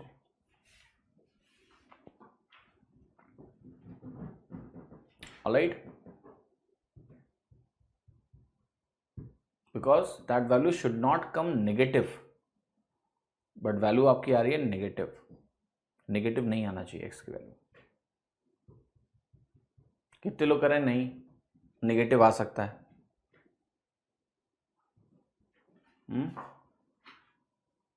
राइट, नहीं आएगा नेगेटिव। ओके, नेगेटिव नहीं आना चाहिए ना, इसके ऊपर है तो पॉजिटिव ही आना चाहिए। नेगेटिव कहाँ से आ रहा है, डेटा में प्रॉब्लम है। We are doing everything right, यहाँ कोई दिक्कत नहीं है। तो बट एनीवे आपको तरीका पता लग गया। बेसिकली यहाँ पर वही लगाना है हमें, दिस स्क्वायर बराबर दिस इंटू दिस, और उसी से आपका आंसर आ जाएगा। ये डेटा आपका रॉन्ग है, इसलिए आपको प्रॉब्लम हो रही है, डेटा गलत है। ठीक है, this data is absolutely wrong. Let's go ahead and see the next question. A tower of height h meters is subtend an angle alpha at a point A in the plane of its base and the angle of depression of the foot of the. अच्छा, किसी ने एक सवाल पूछा है, उसको भी answer करना पड़ेगा. Somebody is saying कि क्या यहाँ पर हम 30 और 60 ले सकते हैं? नहीं, इसलिए नहीं ले सकते हैं क्योंकि देखो यहाँ पर ये लेंथ आपको पता है और ये लेंथ भी आपको पता है, ये दोनों लेंथ आपको पता है. सो अगर दोनों लेंथ आपको पता है तो ये थीटा एंगल एक्चुअली फिक्स्ड है. tan थीटा बराबर दिस अपॉन दिस है. इसकी जो भी वैल्यू है उससे ये थीटा क्या है, फिक्स्ड है. और थीटा अगर फिक्स्ड है तो आप 30 और 60 यहां पर लेके ना चलें अपनी तरफ से. ठीक है, समझ में आई मेरी बात? अदरवाइज क्या होगा, आप कंट्राडिक्ट कर जाओगे ना. जैसे ही आप यहाँ 30 लिखोगे, आप कहोगे ये साइड रेशियो 1 रेशियो क्या होना चाहिए, √3 होना चाहिए, पर नहीं है क्या? नहीं है. तो simply it's wrong. Clear? So your assumption absolutely is wrong. A tower of height h subtend an angle alpha at a point A in the plane of its base and the angle of depression of the foot of the tower of a point B meters just above A is beta. Find the value of h.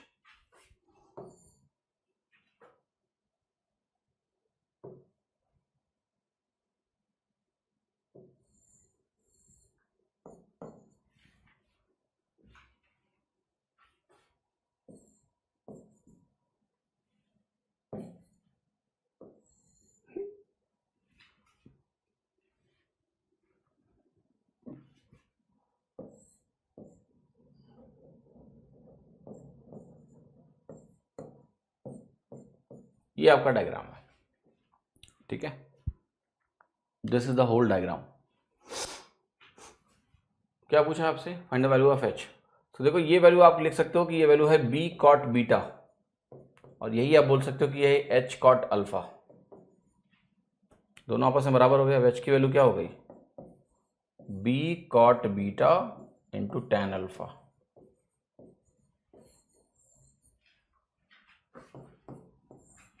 ये option.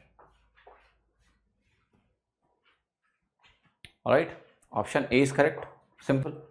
तो कह रहा है एक point है, उस पर angle बनेगा अल्फा, सबटेंड करेगा alpha angle. Alright, so angle subtended by this tower on point A is alpha, और इसके ऊपर एक पॉइंट है, उस वो एंगल ऑफ डिप्रेशन कितना दे रहा है, फुट ऑफ द टावर का बीटा. तो दो तरीके से बेस की वैल्यू हम लिख सकते हैं, दोनों को इक्वल करेंगे तो ये वैल्यू आपकी आ जाएगी. ठीक है, अगला सवाल देखें. Height of the tower is 80 metre and the angle of elevation of the top of the tower from point A is 75 degree. Point A is on the ground level. Find the distance of point A from the foot of the tower. 80, angle of elevation 75 degree. क्या निकालना है तुम्हें? ये वाली लंबाई तुम्हें निकालनी है. अब देखो, जो तुम्हें दिया है 15 के अपोजिट यूजुअली √3 - 1 होता है, यहाँ √3 + 1 होता है. जो तुम्हें दिया है, अगर इसको मैं 1 मान लूं तो आपको पता है क्या किया आपने, 75 के अपोजिट 1 माना है, मतलब √3 + 1 वाले साइड को आपने 1 बनाया है. तो आपको पता है यहां क्या बनता है, √3 2 - √3. और जब ये 2 - √3 बनता है तो यहां आपका वैल्यू जो बनता है वो बनता है √2 इंटू क्या होता है, क्या होता है आपका, कुछ ऐसा होता है, किसी को याद है? Anybody? But you actually do not need this. इसकी जरूरत नहीं है यहां पर. आपको ये मालूम है कि जब मैं √3 + 1 वाले साइड को 1 बनाता हूं, 2 + √3 से डिवाइड करता हूं, तो यहां ये √3 - 1 अपॉन √3 + 1 सिंप्लीफाई होके ये देते हैं मुझे 2 - √3. अब जब आपको ये दिख गया तो आप कहोगे एक मेरा 80 के बराबर है, तो ये वैल्यू कितना हो गया, 80 × 2 - √3. मैंने जो आपको 3 ट्राइंगल्स बनाए ना 15, 75 वाले, उसी का सीधा इस्तेमाल करना है और बी आंसर आ जाएगा आपका. 15, 75, 90 के 3 ट्राइंगल बताएं, तीनों बहुत जरूरी हैं, उनको सही से समझ लें, जीवन सरल रहेगा. At a point on the horizontal line through the base of a monument, the angle of elevation of the top of the monument is found to be such that its tangent is 1/5. 138 metre उसकी तरफ अगर बढ़ेंगे तो जो secant angle of elevation का वो इतना है, बताना है मोनूमेंट की हाइट कितनी है। तो देखो ये क्या दिया हुआ है तुम्हें, ये दिया हुआ है कि यहाँ पर जो एंगल थीटा है इसका टेंजेंट 1/5 है, तो इसका मतलब ये 1:5 है। मतलब ये अगर x है तो ये 5x है। टेन थीटा आपका कितना दिया हुआ है, 1/5। तो अगर ये x है तो ये आपका 5x है। फिर आपसे क्या कह रहा है, फिर आपसे कह रहा है आप आगे जाओगे तो ये एंगल अल्फा हो जाएगा। तो उसका जो सीकेंट है यानी सेक है वो √193/12 है। तो आप कहोगे ये जो वैल्यू है ये √193 है, अगर सेक की बात कर रहे हैं तो ये वैल्यू मेरी 12 है। तो let us replace it with y and y। सेक क्या होता है, हाइपोटेनस अपॉन बेस। अब आपको क्या यहां समझने की आवश्यकता है कि इन दोनों का इस्तेमाल करके मुझे हाइट कैलकुलेट करनी है, थीटा और अल्फा का इस्तेमाल करके हाइट कैलकुलेट करनी है। बट आप कहोगे ये जो दूरी आपको दी हुई है ये 138 दी है, तो यहीं से कुछ ना कुछ होने वाला है, यहीं से कुछ ना कुछ होने वाला है। तो late us see how you can solve this question. आप अब एक्स वाई मत लिखो क्योंकि एक्स वाई लिखने में आपको ज़्यादा तकलीफ होगी। तो मैं कहूँगा इसमें एक्स वाई नहीं लिखेंगे हम। इसको कैसे करेंगे, देखो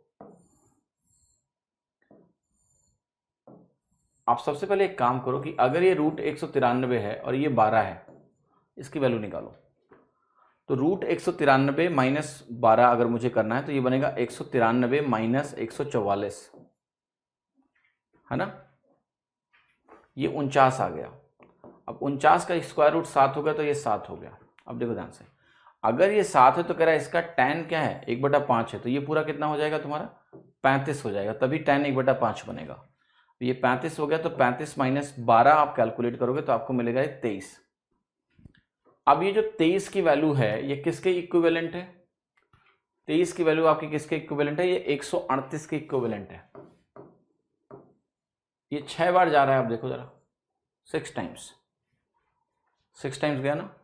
तो मल्टीप्लायर आपको 6 मिल गया। तो जो 7 है इट विल करस्पॉन्ड टू 7 × 6 यानी 42, 42। आंसर क्या है, इस तरीके से सवाल को करना है, इस तरीके से आपको इस सवाल को सॉल्व करना है।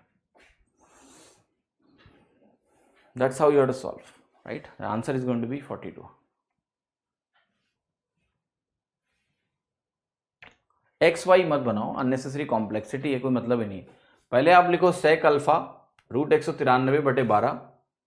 इससे आप ये कैलकुलेट करो, 7 आ गया। बट आपको पता है tan जो है यहाँ वाले का वो 1/5 है, तो ये 7 होगा, तो ये 5 गुना होगा 35 होगा। तो ये 35 हो गया, ये 12 होगा, तो इसका अंतर कितना हो गया, 23। 23 पार्ट आपका 138 के बराबर है क्वेश्चन में, एंड आपका आंसर आ जाएगा। ठीक है। PQ एक पोल है, वो स्टैंड करता है एक हॉरिजॉन्टल प्लेन पर, Q being on the ground. Q कहाँ पर है, Q आपका ग्राउंड पर है। A and B are 2 points on the plane such that angle QAB is 90 degree and AB is 36.4। चलो 9:33 हो गया। अब छोड़ो ये सवाल, इसके आगे हम लोग बाद में ही करेंगे, ठीक है। ऑलराइट। अच्छा, संडे को आपकी छुट्टी रहेगी क्योंकि देखिए आपके एग्ज़ाम भी नज़दीक है, तो रिवीजन भी करते रहो। संडे ऑफ रहेगा आपका, संडे को क्लास नहीं है। हम लोग ट्रिग्नोमेट्री के बाकी सवाल जो है मंडे को करेंगे, ठीक है। सो मंडे आपकी क्लास वही होगी जो 8:05 पर शुरू करता हूँ ना, 8:05 पर आपकी क्लास शुरू होगी, ठीक है। कल नहीं है क्लास आपकी, ऑलराइट। सो बाकी सवाल ट्राई कर लेना, जो भी मैंने बोला है कि इसमें जितने भी सवाल हैं इनको ट्राई करो। ट्रिग्नोमेट्री कठिन सब्जेक्ट नहीं है, बहुत आसान है, सारे क्वेश्चन सिंपल होंगे एग्जाम में। जितना करा दूंगा उससे आपका सारा काम बन जाएगा, आप चिंता ना करें, ठीक है। तो सारे क्वेश्चन आप पहले ट्राई कर लेना एक बार, कल की जो छुट्टी है उसमें यही करना, क्वेश्चंस ट्राई कर लेना, और फिर हम लोग मंडे को मिलेंगे तो बाकी सवाल इसके करेंगे। हाइट एंड डिस्टेंस करने के बाद हम लोग DI को शुरू कर देंगे, है ना। अगले वीक में डेटा इंटरप्रिटेशन शुरू करेंगे, DI करेंगे, और फिर जो आपका LCM SCF वाला पोर्शन है वो भी हम करवा देंगे अलग से, ठीक है। वो भी हो जाएगा मॉर्निंग में, ठीक है। और कुछ, खुश रहो। बाकी सैटरडे संडे में रिवीजन पे फोकस करिए। अच्छा, एक चीज़ और बताना था आप लोगों को, है ना, सुन लीजिए। हाँ जी, एक चीज़ मैं आपको और बताना चाहता हूँ, कोई नहीं बाद में बताऊँगा, ठीक है, अभी पक्का नहीं है, यूट्यूब पर अपडेट डालूंगा, ठीक है, कोई नहीं, टॉक अबाउट दैट लेटर। हाँ जी, मेंसुरेशन के बाद ट्रिग्नोमेट्री, देखिए ट्रिग्नोमेट्री और ये सब चीज़ें विकी जो है शाम को ही होंगी, या तो शाम वाले बैच को ही सुबह उठा के ले आऊँगा पूरा का पूरा, विल सी, डोंट वरी। पर दो जगह ट्रिग्नोमेट्री नहीं पढ़ाएंगे आपकी, सुबह ही पढ़ा रहा हूँ शाम को ही पढ़ा रहा हूँ, एक चीज़ पागल हो जाऊँगा मैं। लाइव वहाँ भी पढ़ाना है, लाइव आपको भी पढ़ाना है, ठीक है, तो दोनों एक साथ ही पढ़ेंगे। हाँ जी, तो अभी जब सुबह की क्लासेस आपकी इधर जब ख़त्म हो जाएंगी ना, तो मैं उन लोगों से बात करूंगा कि अगर वो सुबह आ जाएं सारे बच्चे, ऑलराइट, अगर वो सुबह आ जाते हैं तो बहुत अच्छी बात है, सुबह ही कर लेंगे कंटिन्यू। अगर नहीं आएंगे वो सुबह तो शाम को देखेंगे, चिंता मत करो, अभी जो चल रहा है इसको करो, फिर अगले हफ्ते देखेंगे ना इस चीज़ को। डिजिटल सम और कैलकुलेशन स्किल, देखिए कैलकुलेशन स्किल में अलग से कुछ कराना नहीं है सच, ठीक है, डिजिटल सम मैं आपको बता दूंगा, फाइन, और एक दो चीज़ें अगर कैलकुलेशन में बोलनी तो बोल दूंगा। कैलकुलेशन स्किल को पहले मैं एज ए सेपरेट मॉड्यूल पढ़ाता था, बट उसका कोई आउटपुट नहीं है। कैलकुलेशन को सेपरेटली प्रैक्टिस करने वाले लोग दुनिया में बहुत कम है, ठीक है, तो सवालों के थ्रू जो आपकी चीज़ें होती हैं, जैसे मैं क्वेश्चंस करता हूँ तो कहीं अप्रॉक्सीमेशन कर रहा हूँ, यही सारी चीज़ें आपको अपनी तैयारी में इनबिल्ड करनी है। आपने इतने सारे सवाल देखे हैं, इतने सारे तरीकों से मैंने, जब ऑप्शन एलिमिनेट करते हैं, ये करते हैं, वो करते हैं, तो वो सारी चीज़ें इन एंड आउट हो चुकी हैं, ठीक है। So I tell you what is digital sum, don't worry. Calculation, look, calculation skill को आप इस तरह से मत देखो कि कोई ऐसा गेम चेंजिंग मेरे पास कोई प्रोसेस है कि मैं 2 क्लास पढ़ा दूंगा और तुम मास्टर हो जाओगे, नहीं। कैलकुलेशन स्किल में आपको नाम लेके बताऊंगा तो मैं कहूंगा देखो ये नंबरों को जोड़ने का तरीका है, ये नंबरों को घटाने का तरीका है, वो मेरे यूट्यूब पर वीडियो पड़े हुए हैं कैलकुलेशन स्किल के, आप जाके देख लो, वहाँ पर सारा पड़ा हुआ है। रैमो मैथ्स यूट्यूब चैनल पे सब डाल दिया हमने, जो हमने एक मॉड्यूल बनाया था ब्लॉक 0 करके, स्क्वायर कैसे निकालते हैं, स्क्वायर रूट कैसे निकालते हैं, क्यूब कैसे निकालते हैं, तो वो सारी चीज़ें यूट्यूब पर फ्रीली वीडियो अवेलेबल है, राइट, आप उनको एक बार देख सकते हो, जो भी लेसन हैं उसके, कि नंबरों को कैसे तेज़ी से जोड़ते हैं, कैसे घटाते हैं, काइंड ऑफ दैट। उसमें ऐसा कुछ नहीं है कि there is anything more that I can add in that part. You need basic calculation, and apart from the basic calculation you need, चलो डिजिट सम क्या होता है बता दूंगा मैं, क्या होता है, क्या लिमिटेशंस है कैलकुलेशन में भी, कुछ चीज़ें मैं आपको बता दूंगा, ऐसा नहीं है, 2-3 क्लास रख लेंगे हम लोग, देख लेंगे क्या क्या इंपॉर्टेंट एलिमेंट हैं, right, I will tell you that. But the more thing, मतलब मैं आपको जितनी चीज़ें कैलकुलेशन में दिखा चुका हूँ, राइट, जैसे सवाल करते समय जो चीज़ें हमने करी हैं, that is the most important aspect of anything, but still don't worry, 2-3 class में करवा दूंगा, ठीक है, जो भी दिमाग में मेरे बोल दूंगा क्या करो क्या ना करो, काइंड ऑफ, ठीक है, समझ में आया। डिजिट सम की क्लास बोली, वो भी करा दूंगा, परेशान होने की आवश्यकता नहीं है, ओके।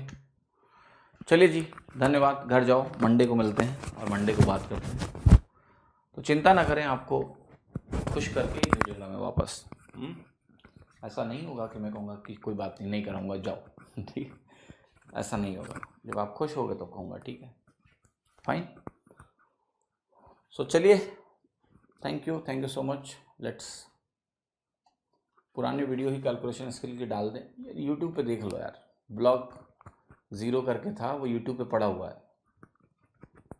है ना, खुला पड़ा हुआ है, खुला, देखो उसको हम इस कोर्स का पार्ट नहीं बनाएंगे अननेसेसरी, इसको डालेंगे तो कई लोग कहेंगे सर ये बोर्ड पे इसकी रिकॉर्डिंग नहीं है, 50 प्रॉब्लम्स आप जानते नहीं हो लोग कितना परेशान करते हैं, जैसे ही वो यहाँ पर पड़ेगा तैसे लोग कहेंगे इसकी रिकॉर्डिंग बोर्ड पे क्यों नहीं है, हमें बोर्ड वाला चाहिए, इसमें मज़ा नहीं आ रहा, कनेक्ट नहीं कर पा रहे, तो वो बेहतर है वही चीज़ आप यूट्यूब पर रैमो मैथ्स में चले जाओ, कैलकुलेशन स्किल की प्लेलिस्ट बनी हुई है, उसमें पड़ा हुआ है, देख लो, ठीक है, ठीक है, चलो, thank you so much, bye bye.